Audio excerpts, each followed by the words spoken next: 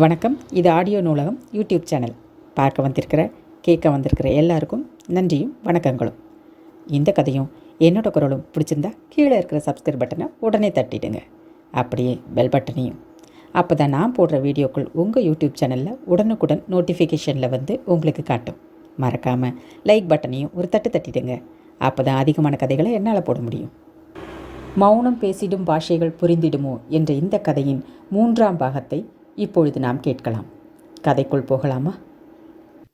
எதிரே ஆனந்த் நின்று கொண்டிருந்தான். தெருவிளக்கின் வெளிச்சம் அவன் மீது பட்டு கொண்டிருந்ததால் அவன் முகம் நன்றாக தெரிந்தது. அவன் முகம் கன்றிப் போயிருந்தது. கண்கள் குழி விழுந்திருந்தன. கேசங்கள் களைந்திருந்தன. உடைகள் கசங்கி இருந்தன. நிமிர்ந்து நிற்கவும் திராணி இல்லாதவன் போல் சுவற்றில் சாய்ந்து கொண்டிருந்தான். காலையிலிருந்து கனவுலகில் மிதந்து கொண்டிருந்த அன்னபூரணா திடீரென்று யதார்த்த உலகத்திற்கு வந்தாள். பூரணா, அவன் குரல் கிணற்றுக்குள்ளிருந்து வந்தார் போல மெல்ல ஒலித்தது. வார்த்தைகள் தடுமாறின. 2 கைகளையும் கூப்பி வணங்கிக் கொண்டே, என்னை மன்னித்துவிடு, நேற்று இரவு மிருகமாய் நடந்து கொண்டேன் என்றவன் ஒரு விரலை வானத்தை நோக்கி காண்பித்துவிட்டு, மேலே இருக்கும் ராதாவுக்கும் கீழே இருக்கும் உனக்கும் இருவருக்குமே துரோகம் செய்துவிட்டேன் என்றான். அன்னபூரணா ஒரு அடி பின்வாங்கியபடி விரித்து பார்க்கத் தொடங்கினாள். ஆனந்த் லேசாக தள்ளாடி கொண்டே உள்ளே வந்தான். அறைக்குள் நுழையப் போகும் முன் ஒரு வினாடி நின்று மீண்டும் சொன்னான். அம்மா வற்புறுத்தியதாலும் குழந்தைகளுக்காகவும் தான் உன் கழுத்தில் தாலியை கட்டினேனே தவிர உன்னை என்றுமே மனைவி என்ற கண்ணோட்டத்தில் பார்க்கவில்லை. இது உண்மை. எனக்கு ரொம்ப வருத்தமாக இருக்கு. நரகத்தில் இருப்பது போல புழுவாய் துடிக்கிறேன். மார்பை அழுத்தி பிடித்து கொண்டு பின்னுக்கு கைகளை நீட்டி கதவை சாத்தி தாழிட்டு கொண்டு விட்டான். மூடிய கதவுகளுக்கு எதிரே சிலையாக நின்று விட்டாள் அன்னபூர்ணா. நேற்று இரவு நடந்ததற்கு அவன் காலையிலிருந்து பச்சாதாபப்பட்டு கொண்டிருக்கிறான் என்றும் அதனால் தான் வீட்டிற்கு வராமல் இருந்துவிட்டான் என்றும் அன்னபூர்ணாவுக்கு மெல்ல மெல்ல புரியத் தொடங்கியது. அம்மா வற்புறுத்தியதாலும் குழந்தைகளுக்காகவும் தான் உன் கழுத்தில் தாலியை கட்டினேனே தவிர உன்னை என்றுமே மனைவி என்ற கண்ணோட்டத்தில் பார்க்கவில்லை. இந்த வார்த்தைகளை எத்தனை தடவைதான் சொல்லுவான்? அன்னபூர்ணாவின் செவிகளில் வேதனைமயமான அக்குரல் திரும்ப திரும்ப எதிரொலித்து கொண்டிருந்தது. வேற்று பெண் ஒருத்தியை கண்மண் தெரியாத ஆவேசத்தில் அனுபவித்து விட்டது போல் அல்லவா வருத்தப்படுகிறான்? அதனால்தான் அவ்வளவு வெட்கப்படுகிறானா? அன்னபூர்ணாவுக்கு இதயத்தை யாரோ கசக்கி பிழிவது போல இருந்தது. காலை முதல் எவ்வளவு சந்தோஷமாக இருந்தாள். தரையை நோக்கி குனிந்தபடியே சிலையாக நின்றுவிட்ட அன்னபூர்ணா சட்டென்று நிமிர்ந்து அறையை பார்த்தாள். மூடிய கதவுகளுக்கிடையே சிறைப்பட்டிருந்த அந்த அறை வெறும் அறையாக தோன்றவில்லை. ஆனந்தை சுற்றிலும் அவனுடைய கடந்த காலம் கோட்டைச்சுவர் போல உயரமாக துளைக்க முடியாததாக தோன்றியது. அந்த கோட்டையின் கதவுகளை சாத்திக்கொண்டு அவன் மட்டும் தனியாக உள்ளே உட்கார்ந்து கொண்டிருக்கிறான். எப்படியாவது அந்த கதவை உடைத்து எரிய வேண்டும் என்றும் உடைத்து உள்ளே போக வேண்டும் என்றும் ஆவேசம் ஏற்பட்டது. உள்ளே போய் தனியாக உட்கார்ந்திருக்கும் ஆனந்தை மார்போடு அணைத்து கொண்டு தலையை வருடி கொடுக்க வேண்டும் என்றும் சிறு குழந்தையை தேற்றுவது போல தேற்ற வேண்டும் என்றும் தவிக்கத் தொடங்கிய அன்னபூர்ணாவின் இதயம் திடீரென்று தணிந்து போய்விட்டது. அவளுக்கு மட்டும் பேச்சு வந்திருந்தாள். தான் இதுபோல ஊமையாக பிறக்காமல் இருந்தால் அவனுடன் வாதாடியோ நல்ல விதமாக பேசியோ மிரட்டியோ ஏதோ ஒரு விதத்தில் நிழலாக இருந்து கொண்டு அவனை தான் விரும்பிய வழிக்கு கொண்டு வந்திருக்க முடியும். எதுவும் பண்ண முடியாத அவளால். எதை செய்யவும் அவளுக்கு சக்தி இல்லை. அவள் மனதில் இத்தனை உணர்ச்சி போராட்டம் நடந்து வரும் விஷயம் கூட அவனுக்கு தெரியாது. தெரியக்கூடிய சந்தர்ப்பமும் வரப்போவதில்லை. அன்னபூர்ணா சோர்ந்து போய் தளர்ந்த நடையுடன் தன் அறைக்கு வந்துவிட்டாள். அதற்கு பிறகு தொடர்ந்து 4 நாட்கள் வரை ஆனந்த் அன்னபூர்ணா இருந்த பக்கம் நிமிர்ந்து கூட பார்க்கவில்லை. பேசவும் இல்லை. குழந்தைகளுடன் கூட விளையாடுவதை பொழுதுபோக்குவதை நிறுத்திவிட்டான். அன்னபூர்ணாவும் அவன் மனதிலிருந்த உணர்வுகளை புரிந்து கொண்டு விட்டார் போல அவன் இந்த பக்கம் வந்தால் அந்த பக்கமாக நழுவிக் கொண்டிருந்தாள். இந்த விஷயத்தை 2 நாட்களுக்கு பிறகுதான் அவனே புரிந்து கொண்டான். அப்சரா ஹோட்டல் வேலை வேகமாக முடிந்து கொண்டிருந்தது. ஆனந்தின் மேற்பார்வையில் ரொம்ப பெரிய ஹோட்டல் கட்டப்பட்டு வருகிறது என்றும் ரொம்ப அழகாக இருப்பதாகவும் அந்த தெருவில் இருந்த ஓரிருவர் போய் பார்த்துவிட்டு வந்து சொன்னதாலும் பலர் வாயிலாகவும் அந்த செய்தி அன்னபூர்ணாவின் காதில் வந்து விழுந்தது. அந்த ஹோட்டலை கட்டித்தரும் விஷயமாக அவன் ஒரு வினாடி கூட ஓய்வின்றி பாடுபட்டு வருகிறான். வெளிவேளைகளில் களைத்து போய் வீடு திரும்பும் ஆண்களுக்கு வீட்டில் சந்தோஷம் இல்லை என்றால் அந்த சிரமம் மடங்காகிவிடும் என்றும் ஏமாற்றம் அவர்களை சூழ்ந்து கொள்ளும் என்றும் அன்னபூர்ணாவுக்கு தெரிந்ததுதான். ஆனால் அவளால் என்ன செய்ய முடியும்? அவனோ கூடுமான வரையிலும் வீட்டிற்கு வராமல் வெளியிலேயே கழித்து கொண்டிருக்கிறானே. அதற்கு காரணம் தான் என்று தெரிந்ததும் அன்னபூர்ணாவின் இதயம் சொல்ல முடியாத வேதனையில் தவித்தது. அவளுடைய கோபமெல்லாம் மாமியார் மீது திரும்பியது. தம் இருவருக்கும் இடையே இவ்வளவு பெரிய குறுக்குச்சுவர் இருக்கும்போது மாமியார் இங்கே இருந்திருந்தால் இப்படிப்பட்ட சூழ்நிலை ஏற்பட்டிருக்காது. பருவ வயதில் இருப்பவர்களுக்கு தனிமை எவ்வளவு பயங்கரமானது என்று இப்பொழுதுதான் சுயமாக உணர்ந்து கொண்டாள். ஆனந்த் வாய்விட்டு நீ இப்படித்தான் இருக்க வேண்டும் என்றும் இப்படித்தான் நடந்து கொள்ள வேண்டும் என்றும் சொன்னால் அதுபோலவே நடந்து கொள்வதற்கு அவள் தயாராக இருந்தாள். ஆனால் அவனை கண்ணால் பார்ப்பது கூட அரிதாகிவிட்டதே. அவனுக்கு மன அமைதியை சந்தோஷத்தை ஏற்படுத்தி தர வேண்டும் என்றுதான் தவித்து கொண்டிருந்தாள். ஆனால் இது போன்ற யோசனைகளுடன் அவள் மனம் அலைகழிக்கப்பட்டதுதான் மிச்சம். அடுத்த தெருவில் இருக்கும் லக்ஷ்மியின் சிநேகிதிகள் எல்லோரும் மை டியர் குட்டிச்சாத்தான் படம் பார்த்துவிட்டு வந்தார்களாம். ரொம்ப நன்றாக இருக்கிறதாம். அப்பா, நானும் போகப் போகிறேன் என்று லக்ஷ்மி அன்று காலையில் அடம்பிடித்தாள். போயிட்டு வா, பணம் தருகிறேன் என்றான் ஆனந்த். அவங்க எல்லோரும் அம்மா அப்பாவோடு போனாங்க. என்னை நீதான் அழைத்து கொண்டு போகணும். நானும் நாளைக்கு எங்கள் அப்பாவோடு சேர்ந்து படம் பார்த்தேன்னு சொல்லணும் என்றாள் லக்ஷ்மி. ஆனந்துக்கு லக்ஷ்மியின் குழந்தை உள்ளத்தில் இருந்த தவிப்பு நன்றாக புரிந்தது. நானும் வருவேன். பாலு குதித்து கொண்டு கும்மாளம் போட்டான். சரி, மாலையில் சீக்கிரம் வருகிறேன். நீயும் தம்பியும் ட்ரெஸ் செய்து கொண்டு தயாராக இருங்கள் என்று சொல்லிவிட்டு போய்விட்டான். மாலையில் அவன் வரும்போது குழந்தைகள் இருவரும் 1 மணி நேரத்திற்கு முன்பாகவே தயாராகி காத்து கொண்டிருந்தார்கள். அன்னபூர்ணா லக்ஷ்மியிடம் அவனுக்கு காப்பியை கொடுத்து அனுப்பினாள். சாதாரணமாக இருந்தால் அவளே காப்பியை எடுத்துக்கொண்டு போய் டீபாய் மீது வைத்துவிட்டு வருவாள். கடந்த 4-5 நாட்களாக லக்ஷ்மியிடம் கொடுத்தனுப்பி கொண்டிருந்தாள். லக்ஷ்மி எவ்வளவு கவனமாக எடுத்து சென்ற போதிலும் கோப்பையில் உள்ள காப்பி சிந்தி கவுன் பாழாகிவிட்டது. சித்தி என்ன செய்கிறாள்? காப்பியை கொண்டு வந்து தருவதற்கு கூட நேரமில்லையா அவளுக்கு? ஆனந்த் வேண்டுமென்றே கடினமான குரலில் சொன்னான். அந்த வார்த்தைகளை அவன் யாரை உத்தேசித்து சொன்னானோ அந்த நபரின் செவிகளில் அது விழுந்ததோ இல்லையோ, அந்த கடவுளுக்குத்தான் வெளிச்சம். ஆனால் அந்த சுற்று வட்டாரத்தில் அவள் வந்ததாக எந்த சந்தடியும் கேட்கவில்லை. ஆனந்த் எழுந்து முகம் கை கால்களை அலம்பிக்கொண்டு சமையல் அறையின் பக்கம் வந்தான். அன்னபூர்ணா சமையல் வேலை எல்லாம் முடித்து விட்டாள் போலும். சமையலறை ஜன்னல் கதவில் சாய்ந்து நின்றிருந்தாள். நீ இன்னும் தயாராகவில்லையா? கோபமாக கேட்டான் ஆனந்த். அன்னபூர்ணா திடுக்கிட்டார் போல பார்த்தாள். எங்களுடன் சேர்ந்து வருவது உனக்கு பிடிக்கவில்லையா? இல்லை ஸ்பெஷலாக உன்னிடம் சொல்லவில்லை என்று என்மேல் கோபம் கொண்டு விட்டாயா? அவன் தோரணை எதுவும் புரிபடாதவளாக நின்று நிமிர்ந்து அவன் பக்கம் பார்த்தாள். ஆனந்துக்கு அந்த கண்களில் ஏதோ அசதி கவலை தென்பட்டன. அதை பார்த்ததும் அவன் வேண்டுமென்றே வரவழைத்து கொண்ட கடுமை மாயமாகிவிட்டது.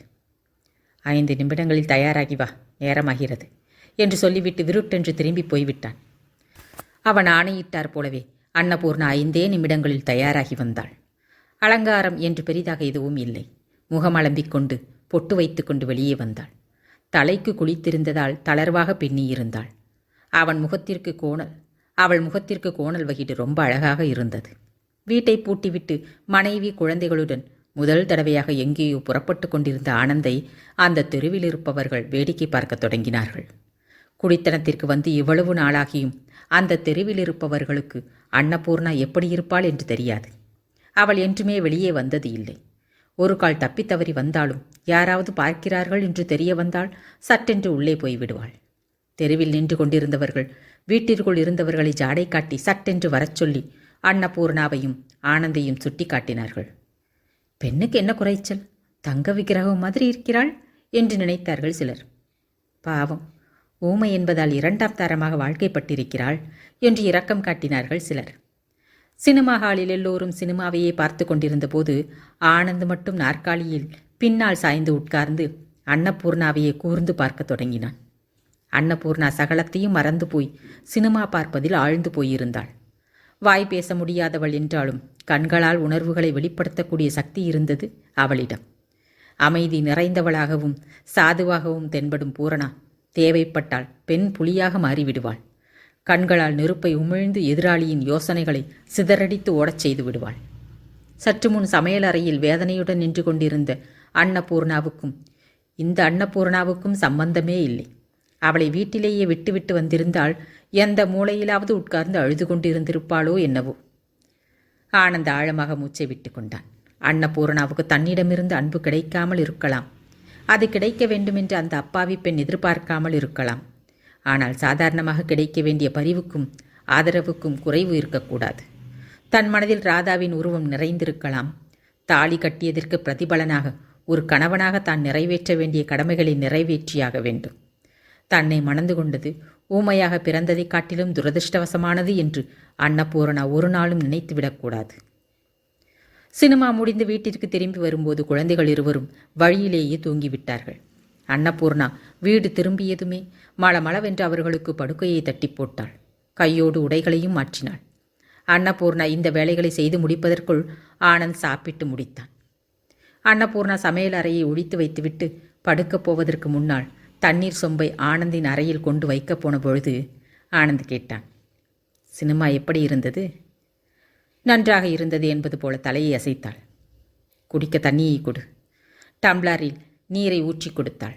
தண்ணீரை குடித்துவிட்டு டம்ளரை திருப்பி தந்த ஆனந்த், பூரணா, இந்த 4-5 நாட்களாக என் நடவடிக்கைகள் உன்னை வருத்தப்படுத்தியதா என்று கேட்டான். எதிர்பாராமல் திடீரென்று வந்த இந்த கேள்விக்கு பதில் சொல்ல தெரியாமல் அவனை வியப்புடன் பார்த்தாள். அன்னபூர்ணாவின் கண்களையே கூர்ந்து பார்த்தபடி மென்மையான குரலில் சொன்னான் அவன், பாரு பூரணா, நீ சந்தோஷமாக இருக்க வேண்டும். என்னிடம் இருக்கும் பொழுது உனக்கு எந்த கவலையும் இருக்கக்கூடாது. இதை நான் மனப்பூர்வமாக சொல்கிறேன். அன்னபூர்ணா கண்ணிமைக்காமல் அப்படியே பார்த்து கொண்டிருந்தாள். ஆனந்த் அன்னபூர்ணாவின் கையை பிடித்து கட்டிலின் மீது உட்கார வைத்தான். தலையணையில் சாய்ந்து கொண்டே, தலைவலியாக இருக்கு, கொஞ்சம் பிடித்து விடு என்றான். மூச்சு அடக்கி கொண்டார் போல உட்கார்ந்திருந்த அன்னபூர்ணா அவனையே பார்த்து கொண்டிருந்தாள். ஆனந்த் முறுவலுடன் சொன்னான், விருப்பமில்லை என்றால் வேண்டாம். அன்னபூர்ணா எழுந்து தலைமாட்டில் உட்கார்ந்து கொண்டு அவன் நெற்றியின் மீது கையை வைத்தாள். உண்மையிலேயே அவன் நெற்றி சூடாக இருந்தது. அவன் நெற்றி பொட்டை பிடித்து விட்டு கொண்டிருந்த போது ஆனந்த் மெல்ல கையை நீட்டி மேஜை விளக்கை அணைத்து விட்டான். அவன் கைகள் அன்னபூர்ணாவின் தோளை சுற்றி கொண்டு அருகில் அணைத்து கொண்டன. மறுநாள் அன்னபூர்ணா எதிர்பார்த்தது போலவோ பயந்தது போலவோ ஆனந்திடம் எந்த மாறுதலும் இல்லை. சாதாரணமாகவே இருந்தான். காலையில் எழுந்ததுமே காப்பியை குடித்துவிட்டு பேப்பரை புரட்டினான். குழந்தைகளை பக்கத்தில் உட்கார வைத்துக்கொண்டு முதல் நாள் இரவு பார்த்த சினிமாவை பற்றி விவாதித்தான். வெளியே போகும் முன் அன்னபூர்ணாவிடம் வந்து, மதியம் வந்தால் வருவேன், இல்லாவிட்டால் வரமாட்டேன், நீ சாப்பிட்டு விடு, எனக்காக காத்திருக்க வேண்டாம் என்று சொல்லிவிட்டு போய்விட்டான். மதியம் உண்மையிலேயே ஆனந்த் வீட்டிற்கு வரவில்லை. மாலையில் சீக்கிரமாக வந்து விட்டான். குழந்தைகளுடன் விளையாடினான். லக்ஷ்மியிடம் பள்ளியில் கற்றுக் கொடுத்த பாடங்களை பற்றி விசாரித்து தெரிந்து கொண்டான். அன்றைக்கு அவன் கூட சீக்கிரம் படுத்து கொண்டு விட்டான். அறை கதவுகள் திறந்தே இருந்தன. அறையில் மேஜை விளக்கு எரிந்து கொண்டிருந்தது. ஆனந்த் படித்து கொண்டிருந்த புத்தகம் கையில் அப்படியே இருந்தது. ஒரு பக்கமாக திரும்பி படுத்திருந்த அவன் ஆழ்ந்த உறக்கத்தில் இருந்தான். அன்னபூர்ணா மெதுவாக உள்ளே வந்து அவன் கையில் இருந்த புத்தகத்தை எடுத்து வைத்தாள். மேஜை விளக்கை அணைத்துவிட்டு கதவை வெறுமனையே சாத்திவிட்டு குழந்தைகளுக்கு பக்கத்தில் வந்து படுத்து கொண்டாள். இதயத்தில் இருந்த பாரம் குறைந்து விட்டார் போல நிம்மதியாக இருந்தது. போதும், தன் வாழ்க்கைக்கு இதுவே போதும் என்று திரும்ப திரும்ப நினைத்து கொண்டாள். அத்தியாயம் 15. ராஜேஸ்வரி தீர்த்த யாத்திரையில் இருந்து திரும்பி வந்து விட்டாள். வீட்டில் ஏற்பட்ட சின்ன சின்ன மாற்றங்கள் அவள் கவனத்திலிருந்து தப்பவில்லை. ஆனந்த் முன்னை போல அல்லாமல் இப்பொழுது மனைவியை பூரணா என்று அழைக்கிறான். வீட்டு விஷயம் ஏதாவது இருந்தால் யோசனை கேட்டுக்கொள்கிறான். தந்தை என்ன புத்துமதி சொன்னாலும் தெரியாது. லக்ஷ்மி இப்போதெல்லாம் சித்தியை எடுத்தறிந்து பேசுவதில்லை. அன்னபூர்ணாவும் ஆனந்தின் மனதினை புரிந்து கொண்டவளைப் போல குறிப்பறிந்து நடந்து கொண்டிருந்தாள். இதையெல்லாம் பார்த்த பிறகு ராஜேஸ்வரிக்கு இவ்வளவு நாட்களுக்கு பிறகு ஒரு விதமான நிம்மதி ஏற்பட்டது. எந்த பிரச்சனையும் இல்லாமல் குடும்பம் நிம்மதியாக நடந்து கொண்டிருந்தது. வீட்டில் எல்லோர் முகத்திலும் மகிழ்ச்சி தென்பட்டது. ஆனந்துக்கு எவ்வளவுதான் ஓயாத வேலை இருந்தாலும் இடையிடையே சமயம் எடுத்துக்கொண்டு மனைவி, தாய் மற்றும் குழந்தைகளை வெளியில் அழைத்து போய்க் கொண்டிருந்தான். ஒரு நாள் ராஜேஸ்வரி மகனிடம், நீ கட்டிக்கொண்டிருக்கும் ஹோட்டல் ரொம்ப பிரமாண்டமாக இருப்பதாக எல்லோரும் சொல்கிறார்களே, எங்களையும் தான் ஒரு நாள் அழைத்து போய் காட்டக்கூடாதா என்று கேட்டாள். சரிம்மா, இன்னும் கொஞ்சம் வேலை பாக்கி இருக்கு, அது முடிந்ததுமே அழைத்து போகிறேன் என்றான். ஆனந்த் ஹோட்டலை கட்டித் தருவதற்காக அவன் இரவும் பகலும் எவ்வளவு உழைத்தானோ அந்த கடவுளுக்குத்தான் வெளிச்சம். இன்னொருவர் சினிமா தியேட்டர் ஒன்றை கட்டித்தரும்படி அவனிடம் கேட்டுக்கொண்டார். வேறொருவர் அழகான பங்களாவுக்கு பிளான் வரைந்து தரும்படி சொன்னார். அப்சரா ஹோட்டல் வேலை முடிந்த பிறகுதான் மற்ற வேலைகளை எடுத்துக்கொள்ளப் போவதாக ஆனந்த் சொல்லிவிட்டான். வேலைக்காரர்கள் மீதும் மற்றவர்கள் மீதும் பொறுப்பை ஒப்படைப்பதை அவன் விரும்பவில்லை. முடிந்த வரையில் சிக்கனமாக உறுதியாக கட்டிடத்தை கட்டித்தர வேண்டும் என்பது அவனுடைய கொள்கை. வெளியே அவன் எவ்வளவு கஷ்டப்பட்டாலும் வீட்டில் நல்லவிதமாக ஓய்வு கிடைத்ததால் அந்த களைப்பு தெரியவில்லை. இரவில் அவன் எவ்வளவு தாமதமாக வீட்டிற்கு வந்தாலும் குளியல் அறையில் சூடு வெந்நீர் தயாராக இருக்கும். சூடான சாப்பாடு காத்திருக்கும். சுட சுட சாப்பிட்டு விட்டு தும்பை பூவை போன்ற மென்மையான படுக்கையின் மீது விழுந்ததுமே அவன் கண்கள் தாமாக மூடிக்கொண்டு விடும். இரவு முழுவதும் நன்றாக தூங்கி விடுவதால் காலையில் எழுந்ததுமே களைப்பெல்லாம் மாயமாகி சுறுசுறுப்பாக இருக்கும். அன்று செய்ய வேண்டிய வேலைகளுக்கு தேவையான சக்தி கிடைத்துவிடும். தன் இந்த ஓய்வுக்கும் நிம்மதிக்கும் காரணம் அன்னபூர்ணாதான் என்று விரும்பினாலும் விரும்பாவிட்டாலும் அவன் ஒப்புக்கொள்ளத்தான் வேண்டியிருந்தது. ராதா எப்படி இருக்க வேண்டும் என்று அவன் எண்ணிக்கொண்டிருந்தானோ சரியாக அதே விதமாக இருந்தாள் அன்னபூர்ணா. ராதா மட்டும் இருந்திருந்தாள், ராதாவே இதுபோல தனக்கு இந்த சக்தியை அளித்திருந்தாள், அந்த வாழ்க்கை எவ்வளவு நன்றாக இருந்திருக்கும். இப்பொழுது எவ்வளவுதான் சந்தோஷமாக இருந்தாலும் மனதில் ஏதோ ஒரு மூலையில் சுருக்கென்று தைத்து கொண்டுதான் இருந்தது. எல்லா நாட்களும் ஒரே விதமாக நிம்மதியாக இருந்துவிட்டாள். அது வாழ்க்கையாகாது போலும்.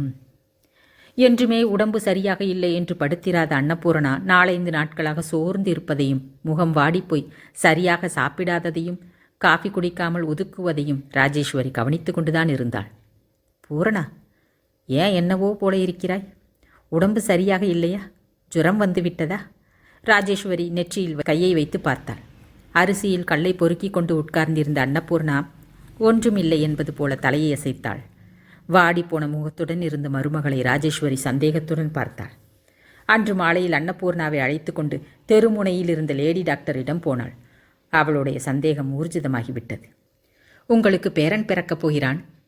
ராஜேஸ்வரியை நன்றாக அறிந்திருந்த லேடி டாக்டர் சிரித்துக்கொண்டே சொன்னாள். ஆனால் அவள் எதிர்பார்த்தார் போல ராஜேஸ்வரி மகிழ்ச்சி அடையவில்லை. இருவரும் வீட்டிற்கு திரும்பி வந்தார்கள். நீ தாயாகப் போகிறாய் என்று லேடி டாக்டர் சொன்ன வார்த்தைகள் அமிர்தமாக திரும்ப திரும்ப அன்னபூர்ணாவின் காதில் எதிரொலித்தன. தாய், அந்த வார்த்தையே வித்தியாசமாக இருந்தது. படைப்பிலேயே மிக இனிமையானது தாய்மை. அதுவும் அவளை போன்ற துரதிருஷ்டசாலிகளுக்கு கேட்கவே வேண்டாம். அன்னபூர்ணாவுக்கு திடீரென்று சந்தேகம் வந்துவிட்டது. தனக்கு பிறக்கப் போகும் குழந்தைக்கு பேச்சு வருமா? அவள் இதயம் ஒரு வினாடி நின்றுவிட்டது. அடுத்த வினாடியை 2 மடங்கு வேகத்துடன் துடைக்கத் தொடங்கியது. பேச்சு வரும், கண்டிப்பாக வரும். அந்த குழந்தை அப்படியே ஆனந்த் போலவே இருக்கும். தன்னுடைய சாயல் குழந்தைக்கு வரவே கூடாது என்று கடவுளிடம் வேண்டிக் கொண்டாள். இந்த விஷயம் தெரிந்தால் ஆனந்த் என்ன சொல்லுவான்? அன்னபூர்ணாவின் கன்னங்கள் செம்மையேறின. சித்தி, சாப்பாடு போட மாட்டாயா? எப்பொழுது வந்தானோ தெரியாது. பாலு அவளுடைய புடவை தலைப்பை பிடித்து இழுத்து கொண்டிருந்தான். அன்னபூர்ணா திரும்பி பார்த்தாள். ஒரு வினாடி பாலுவின் இடத்தில் வேறொரு குழந்தை அம்மா என்று அழைப்பது போல இருந்தது. சற்றென்று குனிந்து பாலுவை தூக்கி மார்போடு அணைத்து கொண்டாள். 2 கன்னங்களிலும் மாறி மாறி முத்தமிட்டாள். கலகலவென்று சிரித்தான் பாலு. அந்த சிரிப்பு அலையலையாக மாறி அன்னபூர்ணாவின் இதயத்தில் கூடு கட்டி கொண்டிருந்த கனவுகளையெல்லாம் பூந்தெப்பமாக மாற்றி மிதக்கச் செய்தது.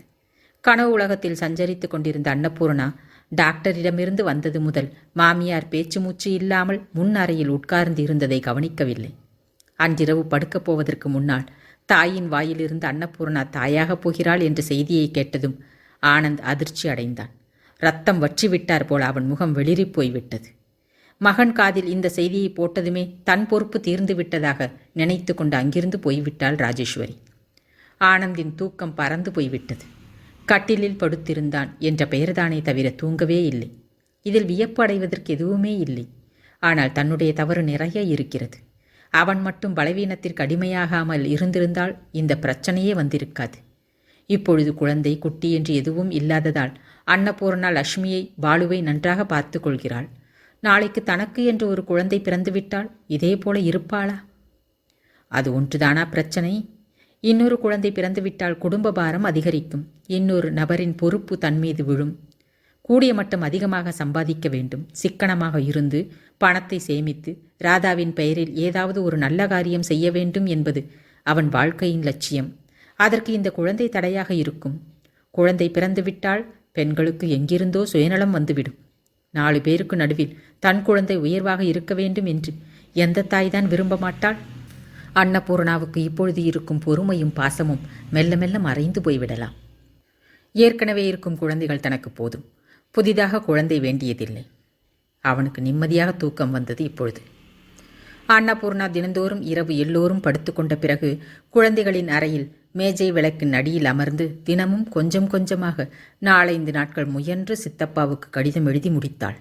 கடிதம் எழுதி கொண்டிருக்கும் போது ஆனந்த் படுக்கையில் புரளும் சத்தமோ அல்லது மாமியார் இரும்பும் சத்தமோ கேட்டால் போதும், சட்டென்று காகிதத்தையும் பேனாவையும் தலையணை கடியில் ஒளித்து வைத்து விடுவாள்.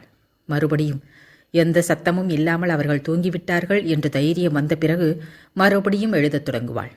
கோணல் மாணலாக அடித்தல் திருத்தர்களுடன் எழுதப்பட்டிருந்த அந்த கடிதத்தின் சாராம்சம் இதுதான். சித்தப்பாவுக்கு என் நமஸ்காரங்கள்.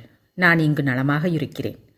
உண்மையை சொல்ல வேண்டுமென்றால் இப்பொழுது இருப்பது போல சந்தோஷமாக என்றுமே இருந்ததில்லை. நான் ஏன் இவ்வளவு சந்தோஷமாக இருக்கிறேன் என்று வெட்கத்தை விட்டு சொன்னாலொழிய உங்களுக்கு தெரிய போவதில்லை. உங்களுக்கு இவர்கள் யாரும் கடிதம் போட்டிருக்க மாட்டார்கள் என்று நினைக்கிறேன். எழுதியிருக்க மாட்டார்கள் என்று எனக்கு தெரிந்ததுதான். ஏனென்றால் என்னை போன்ற துரதிர்ஷ்டசாலியின் வாழ்க்கையில் அபூர்வமான வரம் கிடைப்பது போன்ற இந்த விஷயம் அவர்கள் நினைவில் வைத்து கொள்ளும் அளவுக்கு சிறப்பானது இல்லை என்று எனக்கு தெரியும். சித்தப்பா, நான் தாயாக போகிறேன். நான் ரொம்ப சந்தோஷமாக இருக்கும் இந்த சமயத்தில் என் உணர்வுகளை உங்களிடம் தெரியப்படுத்தாமல் என்னால் இருக்க முடியவில்லை. எல்லா பெண்களைப் போல நானும் ஒரு குடும்ப பெண் ஆவேன் என்றோ, இல்லத்தரசியாக பொறுப்புகளை ஏற்றுக்கொள்வேன் என்றோ, எல்லாவற்றிற்கும் மேலாக இந்த உலகில் ஒவ்வொரு பெண்ணும் விரும்பும் தாய்மை பாக்கியம் எனக்கு கிடைக்கும் என்றோ நான் கனவிலும் எதிர்பார்க்கவில்லை. இத்தனை நாட்களுக்கு பிறகு என்னுடையது என்று சொல்லிக்கொள்ளக்கூடிய ஒரு ஜீவன் எனக்கு கிடைக்கப் போகிறது. ஆனால் எனக்கு பிறக்கப் போகும் இந்த குழந்தைக்கு பேச்சு வருமா? இல்லையென்றால் என்னால் அந்த ஊகத்தை கூட தாங்கிக் கொள்ள முடியவில்லை. சின்ன குழந்தைகளை தூங்க வைப்பதற்கு குட்டி கதைகளை சொல்லும் தாய்மார்களை நான் பார்த்திருக்கிறேன். எனக்கு அப்படிப்பட்ட அதிர்ஷ்டம் கிடையாதே என்று தோன்றும். ஆனால் அது ஒரு வினாடி நேரம்தான். என் இரத்தத்தை பகிர்ந்து கொண்டு பிறக்கும் குழந்தை என்னை இந்த உலகில் எல்லோரையும் விட மேலாக பாவிக்காமலா போய்விடும்? நான் வாய்விட்டு சொல்லாவிட்டாலும் என் இதயத்தில் சதா பொங்கிக் கொண்டிருக்கும் உணர்வுகளை எளிதாக புரிந்து கொள்ளக்கூடிய திறமை அந்த குழந்தைக்கு இருந்தே தீரும். வளர்ந்து பெரிதான பிறகு தன் தாய் ஊமை என்று சொல்லிக் கொள்வதற்கு வெட்கப்பட்டாள்? அப்படி நடக்க விடமாட்டேன். என்னை பற்றி பெருமையாக சொல்லிக்கொள்ளும் அளவுக்கு ஜாக்கிரதையாக வளர்ப்பேன். சித்தப்பா, இன்றைக்கு நான் எவ்வளவு சந்தோஷமாக இருக்கிறேன் என்றால் அது உங்கள் ஆசீர்வாத பலம்தான். உலகத்தில் எந்த மனிதனுக்குமே சகல ஐஸ்வர்யங்களும் கிடைத்து விடாதே. அதே போல ஒவ்வொரு மனிதனுக்கும் ஏதோ ஒரு விதத்தில் கொஞ்சம் சந்தோஷம் கிடைக்காமல் போகாது. உங்கள் பதிலுக்காக எதிர்பார்த்து கொண்டிருப்பேன். உங்கள் கடிதம் முதலில் அவர்களுடைய கையுக்குத்தான் கிடைக்கும் என்பதை மறந்து போய்விடாதீங்க. இப்படிக்கு அன்னபூர்ணா. அன்னபூர்ணா அடுத்த அறையில் உட்கார்ந்து கொண்டு தன் அதிர்ஷ்டத்திற்கு மெய்மறந்து போய் உற்சாகத்துடன் சித்தப்பாவுக்கு கடிதம் எழுதி கொண்டிருக்கும் போது பக்கத்து அறையில் படுத்திருந்த ஆனந்துக்கோ தூக்கமே வரவில்லை. அன்னபூர்ணாவிடம் இந்த குழந்தை தனக்கு தேவையில்லை என்று சொல்லிவிட வேண்டும். எந்த விதமாக சொல்லுவது? தானே சொல்லிவிடுவது நல்லதா, இல்லை தாய் மூலமாக சொல்ல வைப்போமா? எது சரியாக இருக்கும்? யார் சொன்னால் அன்னபூர்ணா சரியாக புரிந்து கொள்வாள்? தாய் சொன்னால் சரியாக இருக்கும் என்று ஆனந்த் யோசித்து கொண்டிருந்தான். ராஜேஸ்வரிக்கு கூட மலைப்பாக இருந்தது. மறுபடியும் பிரசவம் அது இது என்றால் நிறைய வேலைகள் இருக்கும். தன்னால் செய்ய முடியாது. குழந்தைகளுக்கென்ன, எப்பொழுது வேண்டுமானாலும் பிறப்பார்கள். ஆனால் மகனிடமோ மருமகளிடமோ எப்படி எடுத்துச் சொல்லுவது? அன்னபூர்ணாவிடம் சொல்லுவதை விட ஆனந்திடம் சொல்லுவது மேல். அவனே ஏதோ ஒரு விதமாக நயமாக எடுத்துச் சொல்லுவான். அன்னபூர்ணா உண்டாகியிருக்கும் செய்தி அக்கம் பக்கத்தாருக்கு தெரிவதற்குள்ளேயே இந்த காரியம் நடந்து முடிந்துவிட வேண்டும். இல்லாவிட்டால் வெறும் வாய்க்கு அவள் கிடைத்தார் போல ஆகிவிடும். அக்கம் பக்கத்தார் இல்லாததும் பொல்லாததுமாக சொல்லி அன்னபூர்ணாவின் மனதை கெடுத்து விடுவார்கள். தான் சொல்ல நினைத்ததையே மகன் வாயிலிருந்து வெளிவந்ததும் ராஜேஸ்வரிக்கு பெரிய பாரம் நீங்கினார் போல இருந்தது. அன்னபூர்ணா கொள்ளையில் ஏதோ வேலையில் இருக்கிறாள் என்று உறுதியாக தெரிந்த பிறகு ஆனந்த் தாயிடம் வந்தான். ராஜேஸ்வரி குழந்தைகளின் அறையில் உட்கார்ந்து கொண்டு லக்ஷ்மியின் கவுனுக்கு பட்டனை தைத்து கொண்டிருந்தாள். அம்மா. ஆனந்த் உள்ளே வந்தான். என்னப்பா? நிமிர்ந்து மகனின் முகத்தை பார்த்ததுமே ஏதோ முக்கியமான விஷயத்தை சொல்வதற்காக வந்திருக்கிறான் என்று ராஜேஸ்வரிக்கு புரிந்துவிட்டது. அன்னபூர்ணாவின் விஷயம்தான். மேற்கொண்டு எப்படி சொல்லுவது என்று தெரியாமல் நின்றுவிட்டான். என்ன செய்யலாம் என்கிறாய்? மகன் மனதில் இருந்ததை ஊகித்து விட்டது போல கேட்டாள். கொள்ளையில் வளர்ந்திருந்த பீர்க்கங்காய் கொடி நன்றாக தரையில் படர்ந்து விட்டது. அதை பக்கத்திலிருந்து மரத்தில் படரும்படி தூக்கி கட்டுவதற்காக கயிறை எடுத்துக்கொண்டு போவதற்கு உள்ளே வந்தாள் அன்னபூர்ணா. சமையல் அறைக்கு முன்னால் இருந்த அறையில் வைத்திருந்த கயிற்றை எம்பி எடுக்கப் போனவள் ஆனந்தின் குரலை கேட்டு அப்படியே நின்று விட்டாள். ஆனந்த் சொல்லிக் கொண்டிருந்தான். அம்மா, நான் லேடி டாக்டரிடம் பேசிவிட்டேன். மாலையில் அன்னபூர்ணாவை அழைத்து வரச் சொன்னாள். ரொம்ப நாள் ஆகாததால் இன்ஜெக்ஷன் போதும் என்றாள். அப்படியென்றால் அழைத்து கொண்டு போ. ஆனால் அவளுக்கு இந்த விஷயம் தெரியாமல் இருந்தால் நல்லது என்று தோன்றுகிறது. நான் டாக்டரிடம் சொல்லுகிறேன். அன்னபூர்ணாவின் இதய துடிப்பு நின்றுவிட்டது. என்ன பேசிக்கொண்டிருக்கிறார்கள் இவர்கள்? இன்ஜெக்ஷன் யாருக்கு? எதற்கு? தனக்குத்தான் என்று புரிந்துவிட்டது. அப்படியென்றால் அன்னபூர்ணாவுக்கு யோசிக்கும் சக்தி போய்விட்டது. கால்கள் நடுங்கத் தொடங்கின. முகமெல்லாம் வியர்த்து கொட்டியது. நடுங்கும் கால்களுடன் எப்படி கொள்ளைப்பக்கம் வந்தாலோ அவளுக்கே தெரியாது. கிணற்றடியில் வந்து நின்றாள். இனம் புரியாத பயத்தால் காய்ந்த சருகாய் துடித்தாள். இவர்களுடைய எண்ணம்தான் என்ன? தன் கர்ப்பத்தில் வளரும் குழந்தையை கொல்ல பார்க்கிறார்களா? ஏன்? அவர்களுக்கு என்ன துன்பம் நேர்ந்து விட்டது? அன்னபூர்ணாவின் நெற்றியிலிருந்து வியர்வை ஆறாக பெருகியது. ரொம்ப நேரம் சலனமில்லாமல் அப்படியே நின்றுவிட்டாள். மாலையாகிவிட்டது. அப்பொழுதுதான் வெளியிலிருந்து வந்த ஆனந்த் உள்ளே வந்து, பூர்ணா, எழுந்து வா, டாக்டரிடம் அழைத்து போகிறேன் என்றான். சுருட்டி வைக்கப்பட்டிருந்த படுக்கையின் மீது சாய்ந்தாற் போல உட்கார்ந்திருந்த அன்னபூர்ணா மெதுவாக எழுந்து சரியாக உட்கார்ந்து கொண்டாள். பயந்து கொண்டே அவன் பக்கம் பார்த்தாள். அவன் முகம் சாதாரணமாகத்தான் இருந்தது. அவன் நேருக்கு நேர் அன்னபூர்ணாவின் கண்களை பார்க்கவில்லை. போயிட்டு வாம்மா. மதியமெல்லாம் தலைவலி என்று படுத்து கொண்டிருந்தாயே, சரியாக சாப்பிடவும் இல்லை, அதையும் டாக்டரிடம் சொல்லு என்றாள் ராஜேஸ்வரி. சீக்கிரம் புறப்படு, தாமதம் செய்தால் டாக்டர் கிளம்பி போய்விடுவாள் என்று சொல்லிவிட்டு ஆனந்த் போய்விட்டாள். அன்னபூர்ணா வேறு வழியில்லாமல் எழுந்து கொண்டாள். புடவையை மாற்றிக்கொண்டு வந்தாள். ஒரு நிமிஷம் ஆனந்திடம் சென்று தனக்கு எல்லா விஷயமும் தெரியும் என்றும் செத்தாலும் டாக்டரிடம் வரமாட்டேன் என்றும் தீர்மானமாக தெரிவித்துவிட வேண்டும் என்ற அளவுக்கு ஆவேசம் வந்தது. ஆனால் எப்படியோ தன்னை கட்டுப்படுத்தி கொண்டு விட்டாள். பேச முடியாத தன்னுடைய இளமை வாழ்க்கையில் ஒவ்வொரு கட்டத்திலும் தடையாக வந்து இப்படி சோதிப்பது ஏனோ? மகனும் மருமகளும் போவதை பார்த்து கொண்டே வாசலில் நின்று கொண்டிருந்த ராஜேஸ்வரி பெருமூச்சு விட்டு கொண்டாள். காலம்தான் எவ்வளவு மாறிவிட்டது. இதுவே அந்த காலத்தில் என்றால் எவ்வளவு துன்பத்தை அனுபவிக்க வேண்டும், எத்தனை பிரச்சனைகளை எதிர்கொள்ள வேண்டும். அந்த பிரச்சனைகளை எதிர்த்து நிற்பது எவ்வளவு பயங்கரம். அத்தியாயம் 16. அன்னபூர்ணாவும் ஆனந்தும் உள்ளே போனபோது லேடி டாக்டர் உள்ளறையில் யாரையோ பரிசோதித்துக் கொண்டிருந்தாள். இருவரும் விசிட்டர்ஸ் அறையில் உட்கார்ந்து கொண்டார்கள். கண்ணில் பொங்கி வந்து கொண்டிருந்த கண்ணீரை அன்னபூர்ணா அரும்பாடுபட்டு அடக்கிக் கொண்டிருந்தாள். அந்த அறை முழுவதும் சுவர்களில் சின்ன குழந்தைகளின் படங்கள் மாட்டியிருந்தன. அவற்றை பார்த்தபொழுது அன்னபூர்ணாவின் வேதனை இன்னும் அதிகமாயிற்று. எவ்வளவு அழகான குழந்தைகள்! அவர்களை பெற்ற தாய் தந்தையர்தான் எவ்வளவு அதிர்ஷ்டசாலிகள்! தன் கர்ப்பத்தில் வளர்ந்து கொண்டிருக்கும் குழந்தை தனக்கு தக்காது என்று தெரிந்த நிமிஷத்திலிருந்து அன்னபூர்ணாவின் மனம் சூனியமாகிவிட்டது. அவள்தான் எவ்வளவு கனவுகளை கண்டு வந்தாள், எத்தனை கற்பனைகளை வளர்த்து கொண்டாள். அவளுக்கு தன்மீதே கோபம் வந்தது. முன்னறையில் உட்கார்ந்திருந்த இவர்களுக்கு உள்ளே இருந்து பேச்சுக்குரல்கள் கேட்டன. ஒன்றுமில்லை, எல்லாம் சரியாகத்தான் இருக்கு. இன்னும் 3 மாதங்கள் பொறுத்து கொண்டால் அமூல் பேபி போன்ற குழந்தையை பெற்றுக்கொள்வாய். 3 மாதங்கள் 3 நிமிஷங்கள் போல் வேகமாக பறந்து போய்விடாதா? லேடி டாக்டர் சொல்லிக் கொண்டிருந்தாள். என்னவும், இந்த முறை உங்கள் கைராசியால் இந்த குழந்தையாவது எங்களுக்கு தங்கினால் அதுவே போதும். மகனுக்கு குழந்தைகள் என்றால் எவ்வளவு உயிர் தெரியுமா என்று இன்னொரு குரல் கேட்டது. பயப்பட தேவையில்லை. நீயும் உன் கணவருமாக சேர்ந்து ராஜாவை போன்ற குழந்தையை தூக்கி கொண்டு இந்த கிளினிக்கை விட்டு போகாவிட்டால் பார், இதோ இந்த மருந்துகளை மறக்காமல் சாப்பிடணும், சரியா? அம்மாடி, நான் மறந்து போனாலும் என் வீட்டுக்காரர் மறக்க மாட்டார். என் உயிரை எடுத்து விடுவார். தொடர்ந்து சிரிப்பு சத்தம் கேட்டது. அடுத்த மாதம் இதே தேதியில் வா, பரிசோதனை செய்கிறேன். சரி, போய் வருகிறோம். இருவரும் எழுந்து வெளியில் வந்தார்கள். லேடி டாக்டரை பார்த்ததும் ஆனந்த் எழுந்து நின்று வணக்கம் தெரிவித்தான். அவள் திரும்பி வணங்கிவிட்டு அன்னபூர்ணாவை பார்த்து முறுவளித்தாள். அன்னபூர்ணா அறையை விட்டு வெளியே போய்க் கொண்டிருந்த அந்த பெண்ணையே பார்த்து கொண்டிருந்தாள். டாக்டர் சற்று முன் பரிசோதித்த அந்த பெண் கருப்பாக, குள்ளமாக, கொஞ்சம் அவலட்சணமாகவே இருந்தாலும் சூழ்கொண்ட வயிற்றுடன் ஒருவிதமான பெருமையுடன் நடந்து போய்க் கொண்டிருந்தாள். உள்ளே வாமா, லேடி டாக்டர் மென்மையான குரலில் அழைத்தாள். அன்னபூர்ணா எழுந்து உள்ளே போனாள். ஒரு நிமிடம் உட்கார்ந்து கொள், இதோ வருகிறேன். லேடி டாக்டர் அன்னபூர்ணாவை உட்கார வைத்துவிட்டு மறுபடியும் வெளியே போனாள். டாக்டர் ஆனந்திடம் ஆங்கிலத்தில் எதையோ கேட்டாள். ஆனந்த் நிதானமாக மரியாதை கலந்த குரலில் பதிலளித்துக் கொண்டிருந்தான். அதற்குள் யாரோ வந்துவிட்டார்கள். டாக்டர் அவர்களிடம் பேசுவதில் 10 நிமிடங்கள் கழிந்து விட்டன. வந்தவர்கள் போன பிறகு மறுபடியும் ஆனந்திடம் ஆங்கிலத்தில் பேசினாள். உள்ளே அறையில் உட்கார்ந்திருந்த அன்னபூர்ணா கண்கள் அகல விரிய பீரோவில் வரிசையாக வைக்கப்பட்டிருந்த மருந்துகளையே பார்த்து கொண்டிருந்தாள். இதில் எந்த பாழாய் போன மருந்து தன் சந்தோஷத்தை கொள்ளையடிக்கப் போகிறது? எந்த ஊசி தன் இதயத்தில் கடப்பாறையாய் குத்தப் போகிறது? அன்னபூர்ணாவின் கண்முன்னே சற்று முன்னால் நடந்து போய்க் கொண்டிருந்த அந்த பெண்ணே நிழலாடி கொண்டிருந்தாள். பிறக்கப் போகும் அந்த குழந்தைக்காக எவ்வளவு அக்கறை எடுத்துக்கொண்டாள், எவ்வளவு ஜாக்கிரதைகளை மேற்கொண்டாள்.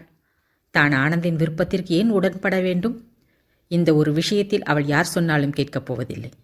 அவளுக்கு அவ்வளவு சுதந்திரம் கூட இல்லையா என்ன? தனக்கு இதில் விருப்பமில்லை என்று டாக்டரிடம் தெரிவித்து விட்டாள். விருப்பமில்லை என்று சொன்ன பிறகும் வலுக்கட்டாயமாக பிடித்து இன்ஜெக்ஷன் தருவார்களா என்ன? அன்னபூர்ணாவின் கண் முன்னால் டாக்டரின் பேனாவும் பிரிஸ்கிரிப்ஷன் போடும் பேடும் இருந்தன. என்னவானாலும் சரி, அதன் விளைவு எப்படியாயிருந்தாலும் சரி, குறைந்தபட்சம் முயற்சியாவது செய்துவிட வேண்டும். அன்னபூர்ணா கீழுதட்டை பற்களால் அழுந்தி கொண்டே மெதுவாக பிரிஸ்கிரிப்ஷன் பேடை எடுத்து இவ்வாறு எழுதினாள். டாக்டர், இந்த குழந்தை எனக்கு வேண்டும். நான் ஊமை.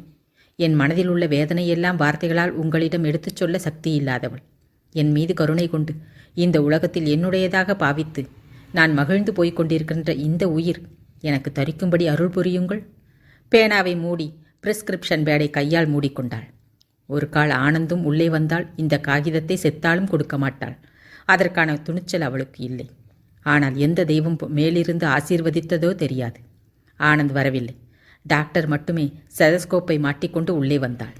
அன்னபூர்ணாவின் பக்கம் திரும்பாமலேயே அலமாரியை நெருங்கி சின்ன பாட்டில் ஒன்றை கையில் எடுத்தாள். சிரிஞ்சை எடுப்பதற்காக அன்னபூர்ணாவுக்கு வலது பக்கத்தில் இருந்த ஸ்டாண்டை நெருங்கினாள். அன்னபூர்ணா எழுந்து நின்றதையும் அவள் கையில் பிரிஸ்கிரிப்ஷன் பேட் இருந்ததையும் பார்த்துவிட்டு, என்ன விஷயம் என்று கேட்டாள். அன்னபூர்ணா நடுங்கும் கரங்களுடன் பேடை அவளிடம் நீட்டினாள். என்ன இது? சந்தேகத்துடன் வாங்கி கொண்டு அதை படித்தாள். அன்னபூர்ணாவின் இரு கைகளும் மேஜையின் விளிம்பை அழுத்தமாக பிடித்து கொண்டிருந்தன. கடிதத்தை படித்து முடித்த டாக்டர் நிமிர்ந்து அன்னபூர்ணாவை கேள்விக்குறியுடன் பார்த்தாள். அன்னபூர்ணாவின் கண்கள் குளமாகி இருந்தன. லேடி டாக்டர் அவளை கூர்ந்து பார்த்துவிட்டு, அப்படியென்றால் உனக்கு இதில் விருப்பம் இல்லையா என்று கேட்டாள். இல்லை என்பது போல வேகமாக தலையை ஆட்டினாள் அன்னபூர்ணா.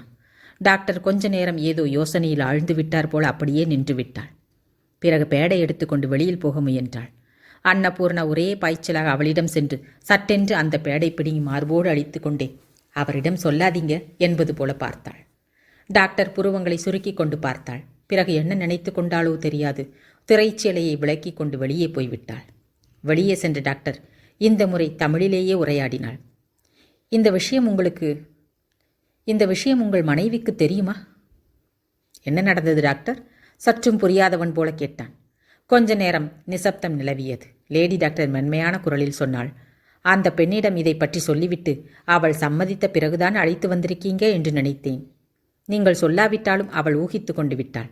இன்ஜெக்ஷன் போட்டுக்கொள்ள மறுக்கிறாள். டாக்டர், உங்களுடைய நிலைமை என்னவென்று எனக்கு தெரியாது. இருந்தாலும் ஒரு சராசரி மனுஷியாக உங்களுடைய பிரச்சனையை என்னால் புரிந்து கொள்ள முடியும். இந்த ஒரு குழந்தை உங்களுக்கு பாரமாகி விடாது. குழந்தை பிறக்கட்டும். பிரசவமானதுமே ஆபரேஷன் பண்ணிவிடலாம். வேண்டாம் என்று வருகிறவர்களுக்கு என்னால் உதவி செய்ய முடியும். ஆனால் குழந்தை வேண்டும் என்று தவிப்பவர்களை என்னால் தடுக்க முடியாது. காரணம் என்னவென்று கேட்கிறீர்களா? நானும் குழந்தை இல்லாதவள்தான். தாயாக வேண்டும் என்று தவிப்பவள்தான். I am sorry Anand. Please don't think otherwise. டாக்டரின் வார்த்தைகள் ஆனந்திடம் எந்தவித பாதிப்பை ஏற்படுத்தியிருக்குமோ? கண்ணால் பார்க்க முடியாவிட்டாலும் நேரில் பார்த்தது போலவே அன்னபூர்ணாவால் ஊகித்து கொள்ள முடிந்தது. இவ்வளவு துணிச்சல் அவளுக்கு எங்கிருந்து வந்தது? நினைக்கும் பொழுதே அவளுக்கு தலையை சுற்றி கொண்டு வந்தது. 1/4 மணி நேரத்திற்கு பிறகு அன்னபூர்ணா சந்தோஷமாக கிளினிக்கை விட்டு வெளியே வந்தாள். அவனை நிமிர்ந்து பார்க்கவும் அவளுக்கு துணிச்சல் இருக்கவில்லை. ஆனந்தும் அவளிருந்த பக்கம் பார்க்கவில்லை. தெருவில் நடமாடும் மக்களை பார்த்து கொண்டிருந்தாள். இருவரும் மௌனமாக வீட்டிற்கு வந்து சேர்ந்தார்கள். அன்னபூர்ணா வழியில் ஓரிரு முறை கடைக்கண்ணால் அவனை பார்த்தாள். தெருவில் எங்கேயோ பார்த்தபடி நடந்து வந்து கொண்டிருந்தான். அவன் கோபத்தை வலுக்கட்டாயமாக்கி அடக்கி வைத்திருப்பது தாடை எலும்புகளின் இறுக்கத்திலிருந்து புரிந்து கொள்ள முடிந்தது.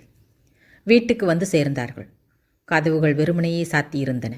சமையல் அறையில் ராஜேஸ்வரி குழந்தைகளுக்கு சாப்பாடு போட்டு கொண்டிருந்தாள். வீட்டுக்கு வரும் வரையில் முன்னால் நடந்து வந்து கொண்டிருந்த ஆனந்த் வீட்டுக்கு வந்து சேர்ந்ததும் ஒதுங்கி நின்று அன்னபூர்ணா உள்ளே போவதற்கு வழிவிட்டான். அன்னபூர்ணா உள்ளே வந்தாள். தொடர்ந்து அவனும் வந்தான். வேகமாக சமையலறையை நோக்கி போய்க் கொண்டிருந்த அன்னபூர்ணா பின்னாலிருந்து அவன் கை வந்து தோளில் பதிந்து அழுத்தமாக பிடித்து கொண்டதும் அப்படியே நின்றுவிட்டாள். இரும்பு பிடியைப் போல இருந்த அந்த கை அன்னபூர்ணாவை பொம்மையை திருப்புவது போல சடாரென்று தன் பக்கம் திருப்பியது. அடுத்த நிமிஷம் இருவரும் ஒருவரையொருவர் பார்த்து கொண்டார்கள். அவன் கண்கள் நெருப்பு துண்டங்களாக இருந்தன. ஒரே இழுப்பில் அன்னபூர்ணாவின் தோளை பிடித்து தன் அறைக்குள் இழுத்து வந்தவன் வழிய வரவழைத்து கொண்டு அமைதியான சாந்தமான குரலில் கேட்டான், உன் உத்தேசம்தான் என்ன? அன்னபூர்ணா பதில் சொல்லவில்லை. ஆடாமல் அசையாமல் அப்படியே நின்று கொண்டிருந்தாள். நான் எதற்காக உன்னை அழைத்து கொண்டு போகிறேன் என்று அவ்வளவு தூரம் தெரிந்து வைத்திருப்பவள் எனக்கு விருப்பமில்லை என்று ஏன் சொல்லவில்லை? அவன் குரலில் அதுவரையில் அடக்கி வைத்து கொண்டிருந்த கோபம் கட்டுமீறிக்கொண்டு கொஞ்சம் கொஞ்சமாக உச்சத்தை அடைந்து கொண்டிருந்ததை அன்னபூர்ணா உணர்ந்தாள். டாக்டருக்கு முன்னால் என்னை முட்டாளாக்கி வேடிக்கை பார்க்கணும் என்பதுதானே உன் எண்ணம்? உருமினார் போல வந்த அந்த வார்த்தைகளோடு அன்னபூர்ணாவின் கன்னத்தில் அறைகள் விழுந்தன. அன்னபூர்ணாவின் தொண்டையிலிருந்து வீழென்று அலறல் விகாரமாக வெளிவந்தது. ஆவேசத்தில் வெறி பிடித்தவனைப் போல அன்னபூர்ணாவை பிடித்து வேகமாக தள்ளினான். சுவற்றில் போய் மோதிக்கொள்ளப் போன அன்னபூர்ணா எப்படியோ சமாளித்து கொண்டு நின்றாள். சொல்லு, ஏன் பேச மாட்டேங்கிறாய்? கடுமையாக கேட்டுக்கொண்டே மறுபடியும் அவள் அருகில் வந்தான். அன்னபூர்ணா பயந்து போய் பின்னால் நகர்ந்து கொண்டு சுவரோடு சுவர் ஒட்டி கொண்டு நின்றாள். அருகில் வந்த ஆனந்த் கையை நீட்டி அடர்த்தியாக இருந்த அவள் கூந்தலை பிடித்து உலுக்கினான். எனக்கு பிடிக்காத காரியத்தை செய்துவிட்டு இந்த வீட்டிலிருந்து விடலாம் என்று நினைத்து விட்டாயா? எதை பார்த்து கொண்டு உனக்கு இந்த தைரியம் வந்தது? என்ன ஆனந்த், என்ன நடந்தது? ராஜேஸ்வரி ஓட்டமாக ஓடி வந்தாள். இன்னொரு தடவை அன்னபூர்ணாவின் கன்னத்தில் அடிக்கப் போன ஆனந்தை வேகமாக இழுத்து அவன் கையில் சிக்கியிருந்த அன்னபூர்ணாவின் கூந்தலை விடுவித்து மகனை அப்பால் தள்ளிக்கொண்டு போனாள். ஆனந்த், புத்தி இருக்கா உனக்கு? என்ன செய்கிறோம் என்று சுய நினைவு கொஞ்சமாவது இருக்கா? அக்கம் பக்கத்தார் சிரிப்பார்கள் என்று கொஞ்சமாவது விவேகம் வேண்டாமா? ராஜேஸ்வரிக்கு தொண்டை அடைத்து கொண்டு விட்டது. அம்மா, ஆனந்த் ஏதோ சொல்ல போனான். நீ இப்போ எதுவும் சொல்ல வேண்டாம். கொஞ்ச நேரம் வெளியில் போயிட்டு வா. போ. முதலில் வாசல் வரையில் தள்ளிக்கொண்டே போனாள். அது இல்லை அம்மா, நீ எனக்கு ஒன்றும் சொல்ல வேண்டாம். இப்போ நான் எதையும் கேட்க மாட்டேன். முதலில் வெளியில் போ உத்தரவிட்டாள். ஆனந்த் மறு பேச்சு பேசாமல் சூறாவளி காற்றாய் வெளியில் போய்விட்டான். குழந்தைகள் இருவரும் சாப்பிடுவதை விட்டுவிட்டு இந்த ரகளைக்கு காரணம் புரியாமல் மிரண்ட பார்வையுடன் நின்று கொண்டிருந்தார்கள். குழந்தைகளை உள்ளே அனுப்பிவிட்டு ராஜேஸ்வரி மருமகளை பார்த்து கேட்டாள், பூரணா, என்ன நடந்தது? முழங்கையில் சிராய்த்து கொண்டதால் ஏற்பட்ட காயத்தை ஆராய்ந்து கொண்டிருந்த அன்னபூர்ணா ஒன்றுமில்லை என்பது போல தலையை குறுக்காக அசைத்தாள். ஏன் ஒன்றுமில்லை என்கிறாய்? அவனுக்கு இவ்வளவு கோபம் வந்து நான் இதுவரையில் பார்த்ததில்லை. என்னதான் நடந்தது? அன்னபூர்ணா பதில் பேசவில்லை. டாக்டர் இன்ஜெக்ஷன் கொடுத்தாளா உனக்கு? சந்தேகத்துடன் பார்த்தபடி கேட்டாள். இல்லை என்பது போல தலையை விரைப்பாக அசைத்தாள். விஷயம் என்னவாக இருக்கும் என்று ராஜேஸ்வரிக்கு ஓரளவு புரிந்தது. வேடிக்கை என்னவென்றால் அன்னபூர்ணாவுக்கு கொஞ்சம் கூட பயம் தோன்றவில்லை. யார் என்ன வேண்டுமானாலும் நினைத்து கொள்ளட்டும். தன் கர்ப்பத்தில் குழந்தை பத்திரமாக இருக்கிறது. நினைத்தபடி தான் சாதித்து விட்டாள். அவளுக்கு வேண்டியது அதுதான். நிமிர்ந்த முகத்துடன் அலட்சியமாக அறையை விட்டு வெளியே போய்க் கொண்டிருந்த மருமகளை ராஜேஸ்வரி ஏதோ அதிசயத்தை பார்ப்பது போல பார்த்து கொண்டிருந்தாள். அத்தியாயம் 17. கணவனை எதிர்த்து கொண்டு மாமியாரின் மனதை நோகடித்து அந்த வீட்டில் தொடர்ந்து இருப்பது நடக்காத காரியம் என்று அன்னபூர்ணாவுக்கு சீக்கிரத்திலேயே புரிந்துவிட்டது. நாளுக்கு நாள் முள்மீது இருப்பது போல தோன்றத் தொடங்கியது. அன்று நடந்த சம்பவத்திற்கு பிறகு ஆனந்த் அதை பற்றிய பேச்சை எடுக்கவில்லை. ஆனால் அவன் நடவடிக்கைகளில் ஒரு விதமான அலட்சிய போக்கு நாளுக்கு நாள் அதிகமாக வெளிப்பட்டு கொண்டிருந்தது. இதற்கு முன்னால் அன்னபூர்ணா அவனுடைய வேலைகளை தானே செய்து வந்தாள். அவன் சட்டைகளுக்கு பட்டன்களை தைப்பதிலிருந்து அவனுக்கு படுக்கையை தட்டி போடுவது, குளிக்க தண்ணீர் விழாவி வைப்பது வரையில் அந்த வேலைகளை செய்வதில் அவளுக்கு ஒரு விதமான திருப்தி இருந்து வந்தது. ஆனந்த் இப்பொழுதெல்லாம் குளிக்க வரப்போவதாக சொல்லாமலேயே சட்டென்று குளியல் அறைக்குள் புகுந்து கொள்கிறான்.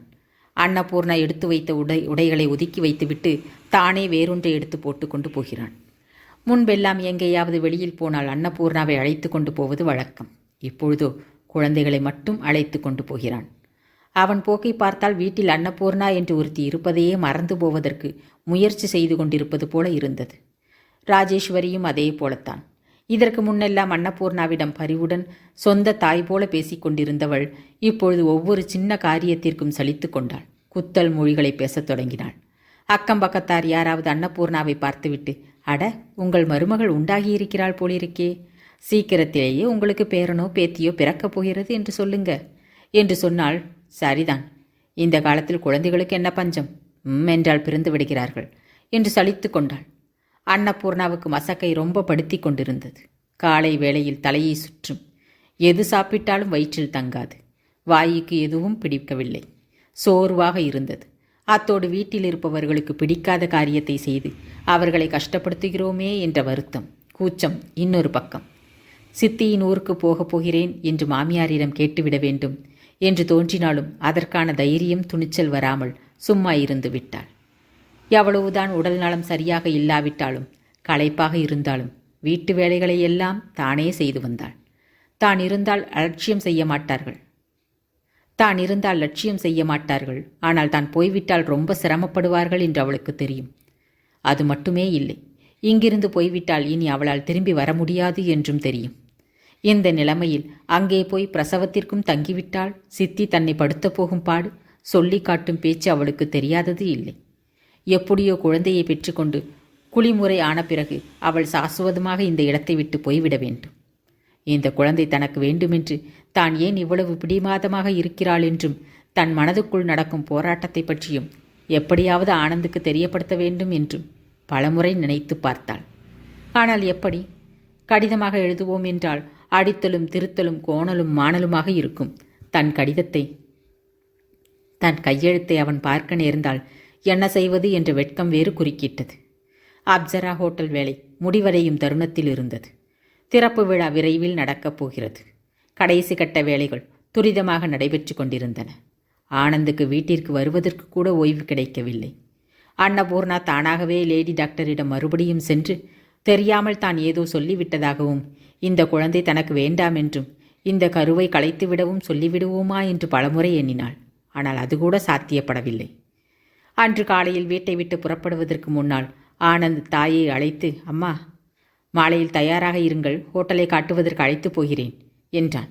மாமியார் தன்னிடம் தனிப்பட்ட முறையில் சொல்லாவிட்டாலும் அன்னபூர்ணா மாலையில் குழந்தைகளுடன் தயாரானாள்.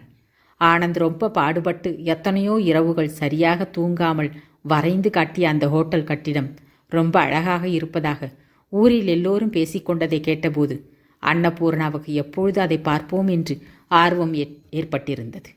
வீண் கோபத்திற்காகவோ மன வருத்தத்திற்காகவோ இந்த வாய்ப்பை நழுவவிட அவள் விரும்பவில்லை. மருமகள் புறப்பட மாட்டாளோ என்னவோ, அதட்டியாவது கிளம்பச் சொல்லுவோம் என்று நினைத்து கொண்டிருந்த ராஜேஸ்வரிக்கு அன்னபூர்ணா தானாகவே புறப்பட தயாரானதும் வாயை திறக்க வழியில்லாமலேயே போய்விட்டது. ஆனந்த் வந்தான். அவன் வீட்டுக்கு வந்த அதே டாக்ஸியிலேயே எல்லோரும் புறப்பட்டார்கள். அப்பொழுதுதான் இருட்டத் தொடங்கியிருந்தது. தெரு விளக்குகள் எரிந்து கொண்டிருந்தன. சாலைகளில் மாலை நேர சந்தடி அதிகமாக இருந்தது. டாக்ஸி வேகமாக வந்து நார்ச்சந்தியில் வலது பக்கத்தில் இருந்த அடுக்குமாடி கட்டடத்தின் முன்னால் நின்றது. டாக்ஸியிலிருந்து எல்லோரும் இறங்கினார்கள். எதிரே அந்த தெருவுக்கே அழகை சேர்ப்பது போல ராஜ கம்பீரமாக நவீனமான பாணியில் தலை நிமிர்ந்து நின்று கொண்டிருந்த அந்த கட்டடத்தை குழந்தைகளும் ராஜேஸ்வரியும் அன்னபூர்ணாவும் வைத்த கண் வாங்காமல் பார்த்தார்கள். வரிசையாக அமைக்கப்பட்டிருந்த எல்லா அறைகளிலும் விளக்குகள் எரிந்து கொண்டிருந்ததால் அந்த கட்டிடம் ஜகஜோதியாக மிளிர்ந்து கொண்டிருந்தது. அதை பார்த்த யாருக்குமே தீபாவளி திருநாள் இன்றுதானோ என்று சந்தேகம் வராமல் போகாது. ஆனந்த் பாலுவை தூக்கி கொண்டான். லக்ஷ்மி பாட்டியின் கையை பிடித்து கொண்டாள். அன்னபூர்ணா அவர்களை பின்தொடர்ந்து நடந்து கொண்டிருந்தாள். எல்லோரும் உள்ளே போனார்கள். ஆனந்த் ஒவ்வொரு இடத்தையும் காண்பித்து தாய்க்கு விவரமாக சொல்லிக்கொண்டே வந்தான். அம்மா, இதுதான் ரிசப்ஷன். யாருக்காவது ஏதாவது விவரம் தேவையென்றால் இங்கேதான் வந்து விசாரிக்க வேண்டும். இங்கே இன்னும் சோஃபாக்கள் போடவில்லை, நாளைக்கு போட்டு விடுவோம் என்றான். ராஜேஸ்வரி ஆச்சரியமாக பார்த்து கொண்டே வந்தாள்.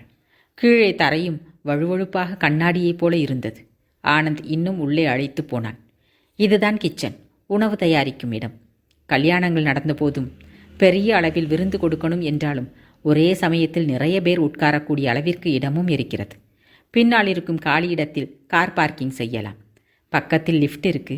இதில் ஏறிக்கொண்டு எந்த மாடிக்கு வேண்டுமானாலும் போகலாம் என்றான். எல்லோரும் லிஃப்ட் இருந்த இடத்திற்கு வந்தார்கள். லிஃப்டில் ஏறிக்கொண்டே மொட்டை மாடிக்கு சென்று சேர்ந்தார்கள். அங்கிருந்து பார்த்தபோது நகரத்தின் அழகு அந்த இரவு நேரத்தில் கண்ணுக்கு விருந்தாக இருந்தது. இது ரூஃப் கார்டன். இங்கே கூட பார்ட்டிகள் எல்லாம் நடக்கும். நிலா வெளிச்சத்தில் இந்த இடம் ரொம்ப அழகாக இருக்கும். ஆனந்த் சொல்லிக் கொண்டிருந்த போது சூப்பர்வைசர் போல் இருந்த ஒருவர் அங்கு வந்தார். அவருக்கு வணக்கம் தெரிவித்துவிட்டு பாலுவை ஆனந்த் தூக்கி கொண்டான். மேல் மாடியிலிருந்து படிகளில் இறங்கியபடி ஒவ்வொரு மாடியாக எல்லாவற்றையும் பார்த்து கொண்டே வந்து கொண்டிருந்தார்கள். அந்த அறைகளை, அலங்கார விளக்குகளை எல்லாம் பார்க்கும்போது ஏதோ மாய உலகம் போலவே இருந்தது. புதிதாக டிஸ்டம்பர் அடிக்கப்பட்டு பெயிண்டிங் செய்யப்பட்டிருந்ததால் அந்த இடம் முழுவதும் ஒரு விதமான நெடி பரவியிருந்தது. அன்னபூர்ணாவுக்கு வயிற்றை பிரட்டி கொண்டு வாந்தி வரும் போல் இருந்தது. சட்டென்று கைவசம் வைத்திருந்த வாசனை பாக்கை எடுத்து வாயில் போட்டுக்கொண்டாள். ஒவ்வொன்றாக பார்த்து கொண்டே முதல் மாடிக்கு வந்து விட்டார்கள். அன்னபூர்ணா புடவை தலைப்பால் வாயை பொத்தி வயிற்றில் ஏற்பட்ட சங்கடத்தை அடக்க முயன்று கொண்டிருந்தாள்.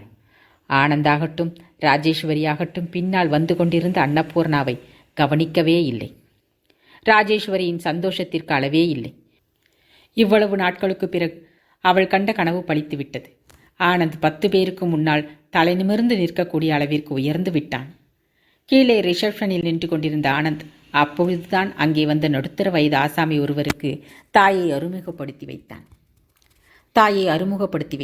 வணக்கங்களும் பதில் வணக்கங்களும் முடிந்தன. ஆனந்த் குழந்தைகள் இருவரையும் வணக்கம் சொல்லச் சொன்னான். தந்தை சொன்னது போலவே செய்தார்கள். அவர் குழந்தைகளின் கன்னத்தை நிமிண்டிவிட்டு ஏதோ சொன்னார். ஆனந்த் ராஜேஸ்வரியுடன் அங்கே இருந்த மற்றவர்களும் பக்கென்று சிரித்தார்கள். தலை சுற்றுவது போல இருந்ததால் அன்னபூர்ணா கீழே இறங்காமல் மேல்படியிலேயே நின்றபடி இந்த பக்கமே பார்த்து கொண்டிருந்தாள். அவர்கள் எல்லோரும் எவ்வளவு சந்தோஷமாக இருக்கிறார்கள். இங்கே வந்து இவ்வளவு நேரமாகிவிட்டது. ஆனந்த் அவளிடம் ஒரு வார்த்தை கூட பேசவில்லை. அவள் இருந்த பக்கம் கூட திரும்பி பார்க்கவில்லை. என்ன செய்து விட்டாள் அவள்? இன்று இவ்வளவு தூரம் எல்லோராலும் பாராட்டப்படுகிற இந்த கட்டிடத்தை கட்டித் தருவதற்காக அவன் இரவும் பகலும் உழைத்து கொண்டிருந்த போது எல்லா விதத்திலேயும் அவன் நிம்மதியாக இருப்பதற்காக அவள்தான் எவ்வளவு தவித்து போயிருப்பாள், எவ்வளவு சிரமப்பட்டிருப்பாள். அதெல்லாம் அவனுக்கு நினைவு இல்லையா? அல்லது நினைவு இருந்தாலும் பொருட்படுத்தவில்லையா? ஆமாம், சம்பளத்தை விட்டெறிந்துவிட்டு உழைப்பை வாங்கிக் கொள்ளும் எஜமானவர்களுக்கு வேலைக்காரர்கள் மீது என்ன அக்கறை இருக்கும்? கீழே இருந்து மற்றொரு முறை பெரிதாக சிரிப்பு சத்தம் கேட்டது. அவர்கள் எல்லோரும் வட்டமாக நின்றபடி சிரித்து பேசிக் கொண்டிருந்தார்கள். தலையை உயர்த்தி ஓஹோ என்று வாய்விட்டு சிரித்து கொண்டிருந்த ஆனந்த் சட்டென்று நின்று விட்டான்.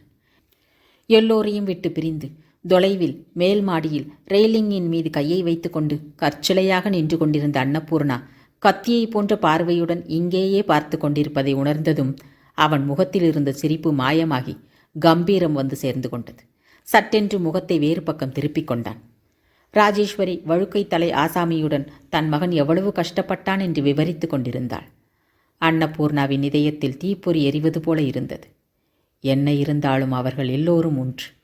அவள் என்னதான் முயன்றாலும் அவர்களோடு ஒன்று சேர முடியாது. ஒன்று சேரவும் விடமாட்டார்கள். அவள் என்றுமே வேற்று மனுஷிதான். இந்த உண்மையை இவ்வளவு நாளாக அவள் ஏன் உணர்ந்து கொள்ளாமல் போய்விட்டாள்? எவ்வளவு முட்டாளாக இருந்து விட்டாள். இந்த உலகமே இப்படித்தான், நல்லதை புரிந்து கொள்ளாது. உண்மையான உழைப்பிற்கு மதிப்பு இல்லை. உண்மையான அன்பிற்கு இடமில்லை. வெறும் ஆர்ப்பாட்டம்தான் வேண்டும். இனிக்க இனிக்க பேசும் திறமை வேண்டும். உள்ளே இருக்கும் இதயம் விஷம் தடவிய கத்தியாக இருந்தாலும் சரி. அன்னபூர்ணாவுக்கு திடீரென்று தன் வயிற்றில் இருக்கும் குழந்தையின் பால் இருந்த அன்பு நசிந்து போய்விட்டது. ஏன் அவளுக்கு இவ்வளவு பற்றுதல்? யாருக்காக அவள் இதை தாங்கிக் கொண்டிருக்கிறாள்? இப்பொழுது இவர்கள் யாரும் தர முடியாத அன்பை பிறக்கப் போகும் அந்த குழந்தை மட்டும் பகிர்ந்து தரும் என்பது என்ன நிச்சயம்? அந்த கற்பனை எல்லாமே அவளுடைய கண்மூடித்தனமான நம்பிக்கைதானோ என்னவோ. ஏற்கனவே அவள் மனம் குழம்பி இருந்தது. இப்பொழுது இந்த எண்ணங்கள் எல்லாம் சேர்ந்து மேலும் கொந்தளிப்பை உண்டாக்கின. ஆனந்துக்கு தேவையில்லாத குழந்தை அவளுக்கு மட்டுமே ஏன் வேண்டும்? அதை வளர்ப்பதற்கு அவளிடம் என்ன சாமர்த்தியம் இருக்கிறது?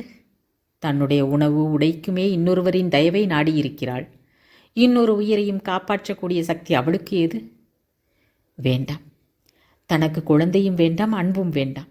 அன்னபூர்ணா தான் நின்ற இடத்திலிருந்து கீழே இருக்கும் தரை வரைக்கும் உள்ள தூரத்தை பார்வையாலேயே அளந்து கொண்டாள். பரவாயில்லை, உயிருக்கு பயமில்லை. அப்படியே இறந்து போனாலும் பரவாயில்லை. பிழைத்திருந்து யாரை கடைத்தீற்ற வேண்டும் அவள்? ஏற்கனவே தலை சுற்றி கொண்டிருந்தது. கசப்பான உணர்வுகள் மனம் முழுவதும் நிரம்பிவிட்டதால் விரக்தி ஏற்பட்டது. ஓரடி கீழே காலை வைத்தாள். உடல் தள்ளாடியது. இன்னொரு பாதத்தை கீழே வைத்தாள். ஆனால் படி எட்டவில்லை. பயந்து போய் கையை நீட்டி பக்கத்தில் இருந்த ரெயிலிங்கை பிடித்து கொள்ளப் போனாள். அதற்குள் தாமதமாகிவிட்டது. உடல் தலைகீழாகிவிட்டது. அடுத்த நிமிடம் பந்தாக கீழே உருண்டாள். பூரணா! ஆனந்த் அலறி அலறல் காற்றில் கரைந்து போயிற்று. அன்னபூர்ணாவின் தலைமீது யாரோ இரும்பு சம்மட்டியால் ஓங்கி அரைந்தாற் போல இருந்தது. அம்மா என்று அலறப்போனால் அதற்குள் கண்களுக்கு முன்னால் இருள் வந்து சூழ்ந்து கொண்டது. அத்தியாயம் 18. அன்னபூர்ணாவுக்கு நினைவு திரும்பிய போது தலை கனத்தும் இதயம் பாரமாகவும் உடல் லேசாகவும் இருந்தது. வெள்ளை நிற போர்வையால் கழுத்து வரையிலும் போர்த்தி இருந்தார்கள். ஒரு வினாடி தான் அங்கே எதற்காக இருக்கிறோம் என்றும் இது கனவா இல்லை நினைவா என்றும் அன்னபூர்ணாவுக்கு புரியவில்லை. பூரணா, எப்படி அம்மா இருக்கு? அழுகை கலந்த குரலில் கேட்டுக்கொண்டிருந்த மாமியாரை குழப்பத்துடன் பார்த்தாள். ராஜேஸ்வரியின் முகத்தை பார்த்தபோது ரொம்ப நேரமாக அழுது கொண்டிருந்தார் போல கண்ணும் மூக்கும் சிவந்திருந்தன. எப்படி விழுந்தாய் பூரணா? விழுந்தாளா? அவளா? எங்கிருந்து? அன்னபூர்ணாவுக்கு சட்டென்று நினைவுக்கு வரவில்லை. கடவுள் கிருபையால் நீ பிழைத்து கொண்டு விட்டாய். இல்லாவிட்டால்? ராஜேஸ்வரி கண்களை துடைத்து கொண்டாள். அன்னபூர்ணாவுக்கு கொஞ்சம் கொஞ்சமாக எல்லாம் நினைவுக்கு வரத் தொடங்கியது. ஹோட்டலுக்கு போனது, மேல் படியில் தான் நின்றது, சுற்றிலும் சூழ்ந்திருந்த பெயிண்டின் நெடியால் தத்தளித்தது, கீழே நின்று கொண்டு மகிழ்ச்சியுடன் சிரித்து பேசிக்கொண்டிருந்த ஆனந்தை பார்த்ததும் கோபம் தாங்க முடியாமல் ஆவேசமாக தான் ஏதேதோ யோசித்தது எல்லாம் நினைவுக்கு வந்தன. நான் வீட்டுக்கு போய் வருகிறேன். இன்றைக்கு வீட்டில் யாருக்குமே சாப்பாடு தூக்கம் எதுவும் இல்லை. குழந்தைகளை பக்கத்து வீட்டாரிடம் விட்டுவிட்டு வந்திருக்கிறேன். என்ன செய்கிறார்களோ என்னவோ. நீ கண்டதையெல்லாம் நினைத்து மனதை வருத்தப்படுத்திக் கொள்ளாமல் ஓய்வு எடுத்துக்கொள். மருமகளின் நெற்றியில் கையை வைத்து தடவிக்கொண்டே ராஜேஸ்வரி சொன்னாள். ராஜேஸ்வரி போன பிறகு அறைக்குள் வந்து இன்ஜெக்ஷன் கொடுத்து கொண்டிருந்த நர்ஸ் சொன்னாள். பாவம் உங்கள் மாமியார், நல்லவளாக தென்படுகிறாள். உங்களுக்காக எவ்வளவு கலங்கிவிட்டால் தெரியுமா? ஒன்றும் பயமில்லை, நீங்கள் ஓய்வெடுத்துக் கொள்ளுங்கள் என்று சொன்னாலும் கேட்கவில்லை. அப்படியே உட்கார்ந்திருந்தாங்க. மருமகளை இப்படி சொந்த மகளைப் போல பார்த்து கொள்ளும் மாமியார்கள் ரொம்ப அபூர்வம். நீங்கள் ரொம்ப அதிர்ஷ்டசாலி. நர்ஸ் இன்னும் என்னென்னவோ சொல்லிக்கொண்டே போனாள். ஆனால் அன்னபூர்ணாவின் காதுகளில் எதுவுமே விழவில்லை. ஒரு விஷயம்தான் அவளுக்கு திரும்ப திரும்ப நினைவு வந்து கொண்டிருந்தது. என்ன காரியம் செய்து விட்டாள் அவள்? வேண்டுமென்றே தன் கனவுகளையெல்லாம் நாசமாக்கி விட்டாள். தன் சந்தோஷத்தை தானே கழுத்தை முறித்து தன் கையால் கொன்றுவிட்டாள். கடவுளே, இது எந்த ஜென்மத்தில் செய்த பாவம்? அவள் கண்களிலிருந்து கண்ணீர் மடை திறந்தாற் போல வெளிவந்தது. அந்த கண்ணீர் வெள்ளத்தில் அவள் கனவுகள், எதிர்காலத்தின் மீது இருந்த பற்று, வாழ்க்கை வேண்டும் என்ற ஆசை சகலமும் அடித்து கொண்டு போகத் தொடங்கின. பூரணா! யாரோ கம்மிய குரலில் அழைத்தார்கள். அவள் மெதுவாக கண்களை திறந்து பார்த்தாள். கதவு அருகில் ஆனந்த் நின்று கொண்டிருந்தான். அவன் கண்கள் சோர்ந்து போய் குழி விழுந்திருந்தன. உடைகள் கசங்கி இருந்தன. ஆளும் களைத்து போனார் போல தென்பட்டான். ஒரு வினாடி இருவரும் ஒருவர் மனதில் இருப்பதை இன்னொருவர் படிக்க முயன்றும் அப்படியே இருந்தார்கள். ஆனந்த் கட்டிலுக்கு பக்கத்தில் இருந்த நாற்காலியில் வந்து உட்கார்ந்து கொண்டான். அன்னபூர்ணாவின் கையை தன் கையில் எடுத்துக்கொண்டே, ஏன் இப்படி செய்தாய் என்றான். அன்னபூர்ணா ஒன்றும் புரியாதவள் போல அவனையே பார்த்தாள். உண்மையை சொல். என் மீது இருந்த கோபத்தினால் தானே இப்படி செய்தாய்? என்னை பழி வாங்குவதற்கு இதைத் தவிர வேறு வழியே உனக்கு கிடைக்கவில்லையா? பூரணா, உனக்கு நீயே ஆபத்தை வரவழைத்து கொண்டு விட்டாயே. காலோ கையோ உடைந்து போயிருந்தால் எவ்வளவு கஷ்டம்? மென்மையாக கண்டிப்பது போல வந்த அவன் வார்த்தைகளில் அன்பும் உள்ளூர கலந்திருந்ததை உணர்ந்தும் அன்னபூர்ணாவின் மனம் அதை ஏற்றுக்கொள்ள விரும்பவில்லை. இப்பொழுது எவ்வளவு இனிமையாக வேண்டுமானாலும் பேசுவார்கள். தாமதமானாலும் அவன் சொன்னபடியே கேட்டுவிட்டாள் இல்லையா? இறுதி வெற்றி அவர்களுக்குத்தானே கிடைத்திருக்கிறது. வேறு என்ன வேண்டும்? அன்னபூர்ணா முகத்தை திருப்பிக் கொண்டு எங்கேயோ பார்ப்பது போல இருந்து கொண்டாள். அதற்குள் அறைக்குள் டாக்டர் வந்ததால் ஆனந்த் அன்னபூர்ணாவின் கையை விட்டுவிட்டு அவரை விஷ் செய்தபடி எழுந்து நின்றான். அன்னபூர்ணா கிளினிக்கிலிருந்து டிஸ்சார்ஜ் ஆகி வீட்டிற்கு திரும்பி வருவதற்குள் எதிர்பாராத விதமான மாற்றங்கள் சூறாவளி காற்றாய் வந்து சேர்ந்தன. அப்சரா ஹோட்டல் திறப்பு விழா ரொம்ப ஆடம்பரமாக நடந்தது. அதை உருவாக்குவதில் முக்கிய பங்கு வசித்தவர்களின் பெயர்கள் ஃபோட்டோவுடன் பேப்பர்களில் பிரசுரமாயின.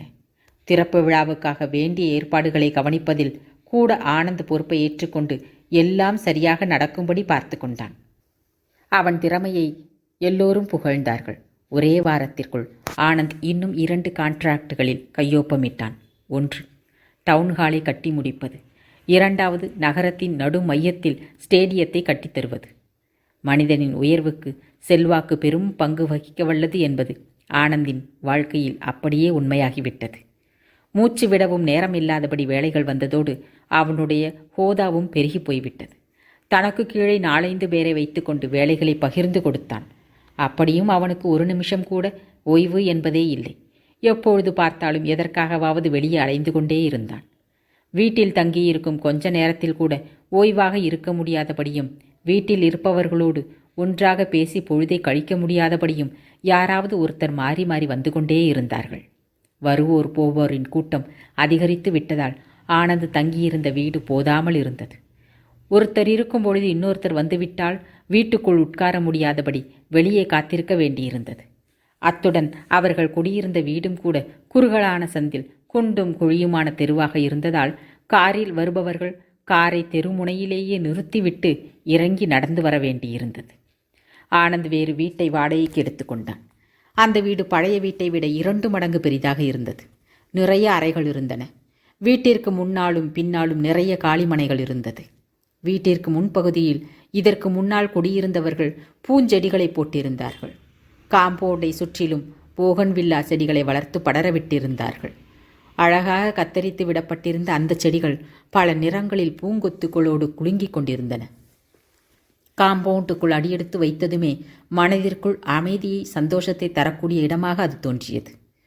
புது வீட்டுக்கு குடி புகுந்ததுமே புது புது சாமான்களும் வந்து சேர்ந்தன. டிராயிங் ரூமில் அழகான ஃபர்னிச்சர்கள் போடப்பட்டன. கதவுகளுக்கும் ஜன்னல்களுக்கும் திரைச்சீலைகளை தொங்கவிட்டார்கள்.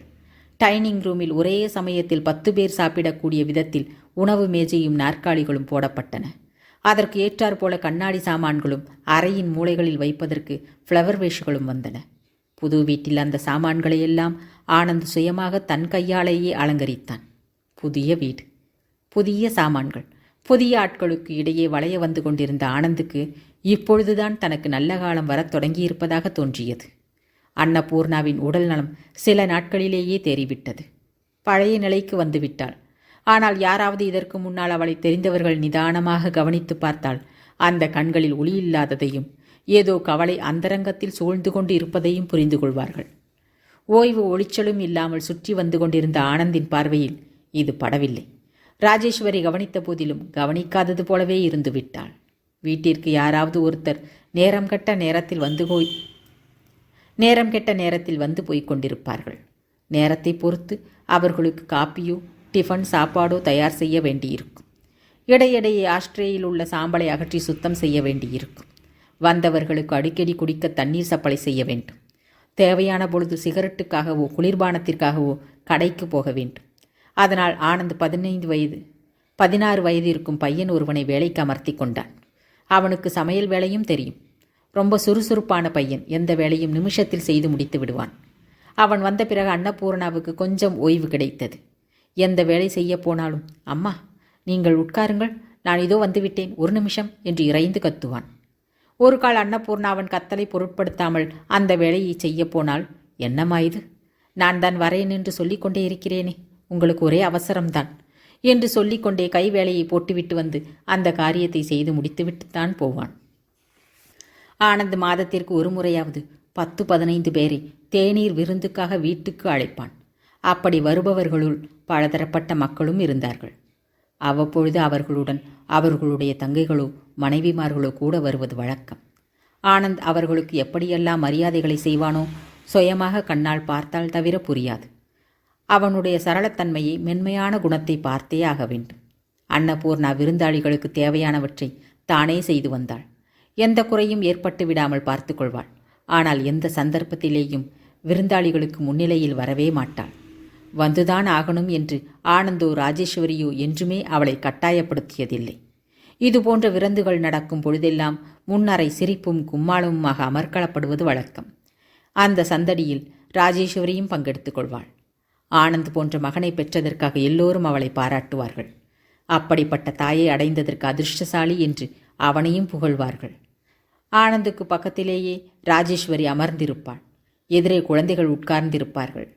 ஆனந்துக்கு அவ்விடத்தில் ராதா இல்லாத குறை நன்றாகவே தென்படும்.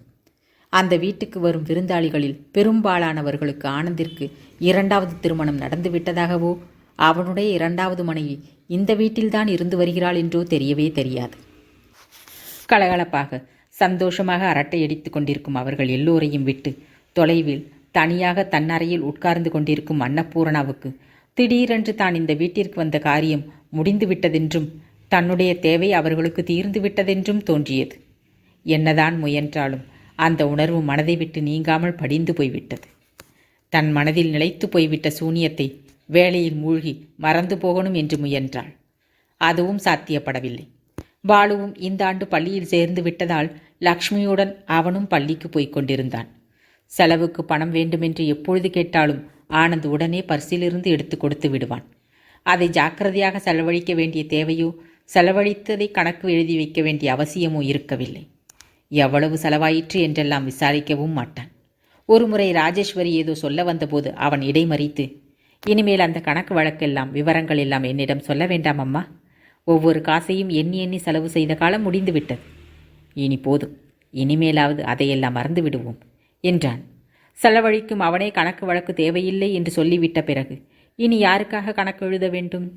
கையில் காசு பணம் கொஞ்சம் சேரத் தொடங்கியதுமே ராஜேஸ்வரிக்கு பூஜை புனஸ்காரங்கள் அதிகமாகிவிட்டன. அடிக்கடி கோவில் குளம் என்று போகத் தொடங்கினாள். எந்த வியாபாரமும் இல்லாமல் யாருக்கும் தேவையில்லாமல் பழம்பொருள் போல ஆகிவிட்ட அன்னபூர்ணாவுக்கு பொழுது போவதே ரொம்ப கஷ்டமாகிவிட்டது. பாலுவின் பிறந்த நாளை முன்னிட்டு ஆனந்த் மிக முக்கியமான சிலரை வீட்டிற்கு அழைத்தான். ஏற்பாடுகள் எல்லாம் ஆடம்பரமாகவே நடந்தன. விருந்தினர் வரும் நேரம் நெருங்கிவிட்டது. ராஜேஸ்வரியும் குழந்தைகளும் தயாராகி ஹாலில் உட்கார்ந்திருந்தார்கள். அன்னபூர்ணா சமையலறையில் வேலைக்கார பையனுக்கு உதவி செய்து கொண்டிருந்தாள். ஹாலில் தாய்க்கு பக்கத்தில் உட்கார்ந்து கொண்டு விருந்தினரின் வருகைக்காக காத்திருந்த ஆனந்த் திடீரென்று உள்ளே வந்தான். சமையலறையில் வியர்வை வழியும் முகத்துடன், அந்த வியர்வையில் கரைந்து போன குங்குமப் பொட்டுடன், காலையில் எப்பொழுதோ பின்னிக்கொண்ட பின்னலுடன், கசங்கி போன புடவையுடன் அன்னபூர்ணா பம்பரமாக சுழன்றபடி வேலை செய்து கொண்டிருந்தாள். கதவுக்கு அருகில் அப்படியே நின்றுவிட்ட ஆனந்த் அன்னபூர்ணாவையே ஒரு நொடி கூர்ந்து பார்த்தான். வீட்டு வேலைகளை செய்வதில் இருக்கும் ஆர்வமும் சந்தோஷமும் அவளுக்கு வேறு எதிலேயுமே இல்லை போலும் என்று நினைத்து கொண்டான். தான் வந்து இவ்வளவு நேரமான போதும் தான் இருந்ததையே கவனிக்காதவள் போல முழுமையாக வேலையில் மூழ்கிப்போன அன்னபூர்ணாவை பார்த்தபோது ஆனந்துக்கு லேசாக கோபம் கூட வந்தது. வேண்டுமென்றே கொஞ்சம் கடினமாக பேசி அவள் கவனத்தை தன் பக்கம் திருப்ப வேண்டும் என்று நினைத்தான். அவன் ஏதோ சொல்ல வாயை திறப்பதற்குள் வாசலிலிருந்து, ஆனந்த், அவர்கள் வந்துவிட்டார்கள் என்று தாயின் குரல் கேட்டது. உடனே கோபத்தை விழுங்கிக் கொண்டு வெளியே போய்விட்டான். அன்னபூர்ணா வாசலுக்கு போகாவிட்டாலும் அங்கிருந்து வந்த ஒவ்வொரு சத்தமும் அவள் காதுகளில் விழுந்து கொண்டுதான் இருந்தது. ஆனந்தும் ராஜேஸ்வரியும் மலர்ந்த முகத்துடன் விருந்தினரை வரவேற்று கொண்டிருந்தார்கள். வந்தவர்களில் பெண்களும் குழந்தைகளும் கூட இருந்தார்கள். ஆனந்த் முன்கூட்டியே சொல்லியிருந்தபடி அன்னபூர்ணா கண்ணாடி டம்ளர்களில் பழரசத்தை ஊற்றி பையன் மூலமாக கொடுத்தனுப்பினாள். முன்னறையில் அரட்டையும் சிரிப்புமாக நேரம் கழிந்து கொண்டிருந்தது. எல்லோரும் சாப்பிட வந்தார்கள். அன்னபூர்ணா உள்ளே இருந்தபடியே எல்லாவற்றையும் எடுத்து தந்தாள். வேலைக்கார பையன் யாருக்கு என்ன வேண்டுமோ பார்த்து பார்த்து பரிமாறிக்கொண்டிருந்தான். வந்தவர்களில் ஒருத்தியின் குழந்தை ஏனோ தெரியவில்லை, விடாமல் அழத் தொடங்கியது. தாய் எவ்வளவுதான் சமாதானப்படுத்த முயன்றாலும் குழந்தை அழுகையை நிறுத்தவில்லை. எல்லோருக்கும் முன்னால் குழந்தை அழுது தொல்லை கொடுத்ததாலும், குழந்தையை தூக்கி வைத்து கொண்டதில் புடவை கசங்கி போய்விட்டதாலும் அந்த தாய் சங்கடப்பட்டாள். சமையலறையில் நின்று கொண்டிருந்த அன்னபூர்ணாவுக்கு குழந்தையின் அழுகை குரல் 1000 எண்ணங்களை தோற்றுவித்தது. ஒரு வினாடி யார் என்ன நினைத்து கொள்வார்களோ என்ற எண்ணத்தையும் விட்டுவிட்டு சட்டென்று வெளியே வந்து நேராக அவளிடம் போய் கையை நீட்டினாள்.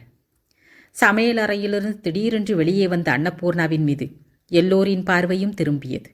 அவளுடைய தோற்றத்தையும் களைந்த கேசத்தையும் கசங்கி இருந்த புடவையையும் பார்த்த குழந்தையின் தாய் வேலைக்காரி என்று நினைத்து குழந்தையை அவளிடம் கொடுத்தாள். குழந்தையை அவளிடம் தந்தாள். அன்னபூர்ணா குழந்தையை தூக்கி கொண்டு கண்மூடி திறப்பதற்குள் அந்த இடத்தை விட்டு போய்விட்டாள். மறுபடியும் எல்லோரும் பேச்சில் ஆழ்ந்து விட்டார்கள். குழந்தையை ஆனந்தின் அறைக்கு தூக்கி கொண்டு வந்தாள் அன்னபூர்ணா. வெளியே காற்றே இல்லை. புழுக்கமாக இருந்தது. அத்தோடு மூச்சு விட முடியாதபடி இருந்த சில்க் சட்டை இறுக்கமாக இருந்தது. அன்னபூர்ணா மளமளவென்று சட்டையை தளர்த்தி மின்விசிறியை போட்டாள். குழந்தையை தோளில் போட்டுக்கொண்டு அங்கும் இங்கும் நடந்தாள். கொஞ்ச நேரத்தில் அதன் அழுகை நின்றுவிட்டது. சாப்பாடு முடிந்த பிறகு குழந்தையின் தாய் உள்ளே வந்தாள். அன்னபூர்ணாவின் தோளில் இருந்த மகனை பார்த்துவிட்டு, தூங்கி போய்விட்டானா என்று கேட்டாள். இல்லை என்பது போல அன்னபூர்ணா தலையை ஆட்டினாள். பால் குடிக்கிற நேரம். குடித்தாள் ஒழிய தூங்க மாட்டான். கொஞ்சம் பால் இருக்குமா? அரை கப் இருந்தால் போதும் என்றாள். அன்னபூர்ணா இருக்கிறது என்பது போல பார்த்தாள். கொண்டு வா, அப்படியே சர்க்கரை டப்பாவையும் கொண்டு வா, எவ்வளவு போடணுமோ சொல்கிறேன். அன்னபூர்ணாவை வேலைக்காரியாக எண்ணிவிட்ட அந்த மாது குறைந்தபட்சம் தொந்தரவு கொடுப்பதற்கு மன்னித்து கொள்ளுங்கள் என்று கூட சொல்லவில்லை. வேலைக்காரியை அழைப்பது போலவே உரிமையில் நீ என்றே அழைத்தாள். அன்னபூர்ணா பால் எடுத்து வருவதற்காக உள்ளே போனாள். பாலை சுட வைத்து தம்ளாரில் ஊற்றி கொண்டு வந்தபோது அறையில் ஆனந்தும் இருந்தான். அன்னபூர்ணாவின் கையில் இருந்த பாலை தொட்டு பார்த்துவிட்டு, ரொம்ப சூடு, வாய் வெந்துடும் என்றாள். அன்னபூர்ணா இன்னொரு டம்ளாரை எடுத்து வந்து பாலை ஆற்றத் தொடங்கினாள். மிஸ்டர் ஆனந்த், உங்கள் வீட்டில் எல்லாமே இருக்கிறது, ஆனால் ஒரே ஒரு குறை மட்டும் வெளிப்படையாக தெரிகிறது என்றாள் அந்த மாது. என்ன அது கேட்டான் ஆனந்த். ட்ரெஸ்ஸிங் டேபிள் மீது சாய்ந்தார் போல உட்கார்ந்து கொண்டு சீப்பை பாலுவின் கையுக்கு எட்டியும் எட்டாமலும் ஆட்டம் காண்பித்து கொண்டிருந்தான். எல்லாம் இருந்தும் இந்த வீட்டில் எள்ளால் இல்லாமல் போனதுதான் பெரிய குறை. எல்லா விதத்திலும் அதிர்ஷ்டசாலியாக இருக்கும் நீங்கள் அந்த குறையை பூர்த்தி செய்து கொள்ளாமல் இருப்பது நன்றாக இல்லை. நடந்தது என்னவோ நடந்துவிட்டது. நீங்கள் ஏன் மறுபடியும் கல்யாணம் செய்து கொள்ளவில்லை? எவ்வளவு நாட்களுக்குத்தான் இப்படியே இருக்க போறீங்க? நண்பனின் மனைவி என்ற உரிமையில் அவன் நலனில் அக்கறை கொண்டு இவ்வாறு கேட்டதும் ஆனந்த் திடுக்கிட்டு நிமிர்ந்து பார்த்தான். அடுத்த நிமிடம் அவன் கண்கள் அன்னபூர்ணாவின் பக்கம் திரும்பின. அன்னபூர்ணா குனிந்த தலையை நிமிர்த்தவே இல்லை. அவள் முகத்தில் என்ன உணர்ச்சி இருக்கிறது என்று தெரியவில்லை. பாலை ஆற்றுவது ஒன்றுதான் தன்னுடைய வாழ்க்கையின் லட்சியம் என்பது போல வீசி வீசி ஆற்றிக் கொண்டிருந்தாள். ஆனந்தின் முகத்தை கூர்ந்து கவனிக்காத அந்த மாது குழந்தையின் கையில் இருந்த மோதிரத்தை சரி செய்து கொண்டே மேலும் சொன்னாள். நீங்கள் விரும்பினால் அழகான, நன்றாக படித்த, உங்களுக்கு எப்படி வேண்டுமோ அப்படிப்பட்ட பெண்கள் எத்தனையோ பேர் கிடைப்பார்கள். இன்றைக்கு உங்களை பார்த்த பிறகு எனக்கு ஏதோ போலாகிவிட்டது. உங்கள் நண்பரின் மனைவியாக எனக்கு சில கடமைகள் இருக்கும் இல்லையா? பாருங்கள், ஒரே மாதத்தில் உங்கள் மனதை கவரக்கூடிய பெண்ணை கொண்டு வந்து உங்கள் முன் நிறுத்தவில்லை என்றால், சவால் விடுவது போல முறுவலுடன் சொன்னாள். I am sorry Mrs Rao, I am already married. She is my second wife. அன்னபூர்ணாவை சுட்டி காட்டிக் கொண்டே சொன்னான். அவன் குரல் ஒரு மாதிரியாக ஒலித்தது. What what are you saying? Mrs Rao கண்கள் அகல விரிய அன்னபூர்ணாவை பார்த்தாள். அன்னபூர்ணா ஆற்றிய பாலை அவள் பக்கத்தில் வைத்துவிட்டு நிசப்தமாக அங்கிருந்து போய்விட்டாள். நீங்கள் நிஜமாகத்தான் சொல்லுகிறீர்களா? இன்னும் நம்ப முடியாதவள் போல கேட்டாள் அவள். உண்மைதான் என்பது போல தலையை அசைத்தான் ஆனந்த். அவள் மடியிலிருந்த குழந்தையின் விரலை பிடித்து ஆட்டிக்கொண்டே சகஜமான குரலில் சொல்ல முயன்றான். உண்மையாகத்தான் சொல்கிறேன். அந்த பெண் 4 பேருக்கு முன்னால் வருவதற்கு விரும்ப மாட்டாள். காரணம், அவளால் பேச முடியாது, ஊமை. நானும் அவளை கட்டாயப்படுத்த மாட்டேன். அதனால்தான் நிறைய பேருக்கு எனக்கு 2வது திருமணம் ஆனதே தெரியாது. ஐ am sorry mister Anand, really very very sorry. That's all right. அதை ரொம்ப சாதாரணமாக எடுத்துக்கொண்டு விட்டார் போல அலட்சியமாக பதிலளித்தான் ஆனந்த். ஆனால் அவன் இதயத்தில் யாரோ பலமாக ஓங்கி அடித்தது போல இருந்தது. வந்தவர்கள் எல்லோரும் போய்விட்டார்கள். ஆலங்கோலமாக இருந்த வீட்டை அன்னபூர்ண வேலைக்கார பையனின் உதவியுடன் ஒழுங்குபடுத்தி கொண்டிருந்தாள். ராஜேஸ்வரி குழந்தைகளை தூங்க வைத்து கொண்டிருந்தாள். விருந்தாளிகளை வழியனுப்பி வைத்துவிட்டு ஆனந்த் உள்ளே வந்தான். அவன் முகம் இறுகியிருந்தது. மனதில் இருமலையாக பொங்கிக் கொண்டிருந்தது. கோபமானது கண்கள் வழியாக வெளிப்பட்டு கொண்டிருந்தது. நேராக அன்னபூர்ணாவிடம் வந்தான். அன்னபூர்ணா கழுவிய பீங்கான் தட்டுகளை எல்லாம் மேஜை மீது வைத்து ஒவ்வொன்றாக எடுத்து துணியால் துடைத்து ஜாக்கிரதையாக அலமாரியில் வைத்து கொண்டிருந்தாள். ஆனந்த் நிதானமான குரலில் கேட்டான். இந்த வேலையெல்லாம் உன்னை யார் செய்ய சொன்னது? அருகில் வந்து நின்று அடிக்க வருவது போல பேசி அவன் தோரணைக்கு வியப்படைந்த அன்னபூர்ணா தட்டுகளை துடைப்பதை விட்டுவிட்டு அவனையே பார்க்க தொடங்கினாள்.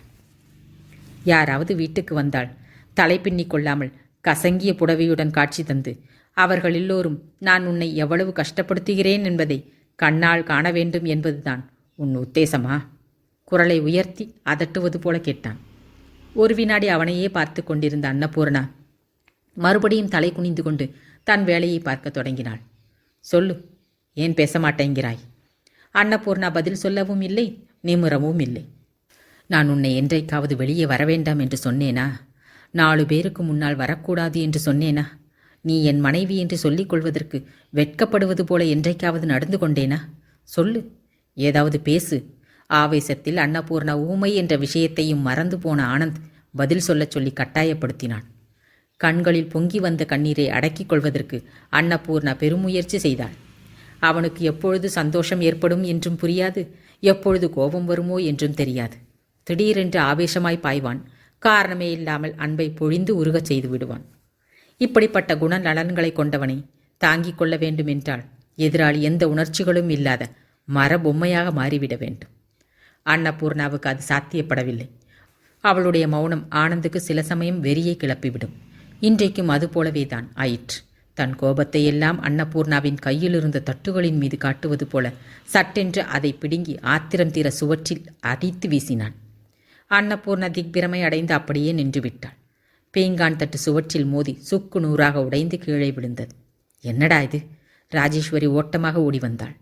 ஆனந்த் அன்னபூர்ணாவை விரலால் சுட்டி காட்டிக்கொண்டே தாயிடம் சொன்னான், நிமிஷத்துக்கு நிமிஷம் எனக்கு பைத்தியம் பிடிக்கும்படியாக நடந்து கொள்ளும் இவளை இந்த நிமிஷமே வீட்டை விட்டு அனுப்பிவிடுமா? உடனே அனுப்பிவிடு என்றான் அன்னபூர்ணாவை நோக்கி திரும்பி. உனக்கு எதிராளியோடு பேசும் சக்திதான் இல்லையே தவிர பைத்தியம் பிடிக்க வைக்கும் சக்தி மட்டும் அபாரமாக இருக்கு என்று சொல்லிவிட்டு அங்கிருந்து புயலாக போய்விட்டான். என்ன பூரணா, இவ்வளவு நேரமாக நன்றாகத்தானே இருந்தான், அதற்குள் என்ன வந்துவிட்டது? பொறுமையை இழந்தவளாக எரிச்சலுடன் கேட்டாள் ராஜேஸ்வரி. அன்னபூர்ணா குனிந்த தலை நிமிர்த்தவே இல்லை. இவ்வளவு நேரமாக அடக்கி வைத்திருந்த கண்ணீர் மடை திறந்து கொண்டு பொலபொலவென்று கன்னத்தில் உதிரத் தொடங்கியது. அழகாய்த்தான் இருக்கு என்று சொல்லிவிட்டு அங்கிருந்து நகரப்போன ராஜேஸ்வரி ஒரு நொடி நின்று கடுத்த முகத்துடன், ஒன்று மட்டும் நினைவில் வைத்துக்கொள், நீ இந்த வீட்டில் இருக்கணும் என்று நினைத்தால் எங்கள் எல்லோருடைய மனமும், முக்கியமாக அவனுடைய மனம் கோணாமல் நடந்து கொள்ளணும் என்று சொல்லிவிட்டு போய்விட்டாள். இவ்வளவு நாட்களுக்கு பிறகு மகன் கொஞ்சம் சந்தோஷமாக இருக்கும்படியான காலம் வந்திருக்கிறது. இந்த சந்தோஷ சமயத்தில் எந்த பக்கமிருந்தும் எப்படிப்பட்ட அபசுருதியும் ஒழித்துவிடக்கூடாது என்பது ராஜேஸ்வரியின் ஆழமான விருப்பம். அப்பொழுது ஏதோ தேவைக்காக பண்ணி கொண்டு விட்டாலும் இப்பொழுது நிலைமை சீரடைந்த பிறகு மகன் ஊமை மனைவியுடன் குடுத்தனம் செய்வதையும், எல்லோரையும் போல அவளை எல்லா இடங்களுக்கும் அழைத்து போக முடியாததையும், அந்த விதமாக அவனுக்கு எந்த சந்தோஷமும் இல்லாமல் போனதையும் பார்த்தபோது ராஜேஸ்வரிக்கு கொஞ்சம் வருத்தமாகத்தான் இருந்தது. தான் அவசரப்பட்டு ஊமை பெண்ணை அவன் தலையில் கட்டிவிட்டோமோ என்றும் தோன்றத் தொடங்கியது. காலையிலிருந்து ஒரு வினாடி கூட ஓய்வு இல்லாமல் பம்பரமாக சுழன்று விருந்தை நன்றாக தயாரித்து முடித்ததற்கும் பாடுபட்டதற்கும் இதுதான் பலன். அன்னபூர்ணாவுக்கு முதலாக வாழ்க்கையின் மீது விரக்தி ஏற்படத் தொடங்கியது. அன்னபூர்ணாவிடம் கோபமாக பேசி முடித்த பிறகு ஆனந்த் வீட்டில் தங்காமல் வெளியே போய்விட்டான். வேலைக்கார பையன் கூட வீட்டிற்கு போய்விட்டான். இரவு வீட்டிற்கு வருவானோ மாட்டானோ, எவ்வளவு சந்தோஷமாக இருக்கானே என்று நினைத்தேன். கந்திருஷ்டி பட்டார் போல இப்படி ஆகிவிட்டது. தினமும் ஏதோ ஒரு தொல்லை. ராஜேஸ்வரி முணுமுணுத்து கொண்டே போய் வாசற் கதவை சாத்திவிட்டு வந்து படுத்துக்கொண்டாள். அவளுக்கு சீக்கிரத்திலேயே தூக்கம் வந்துவிட்டது.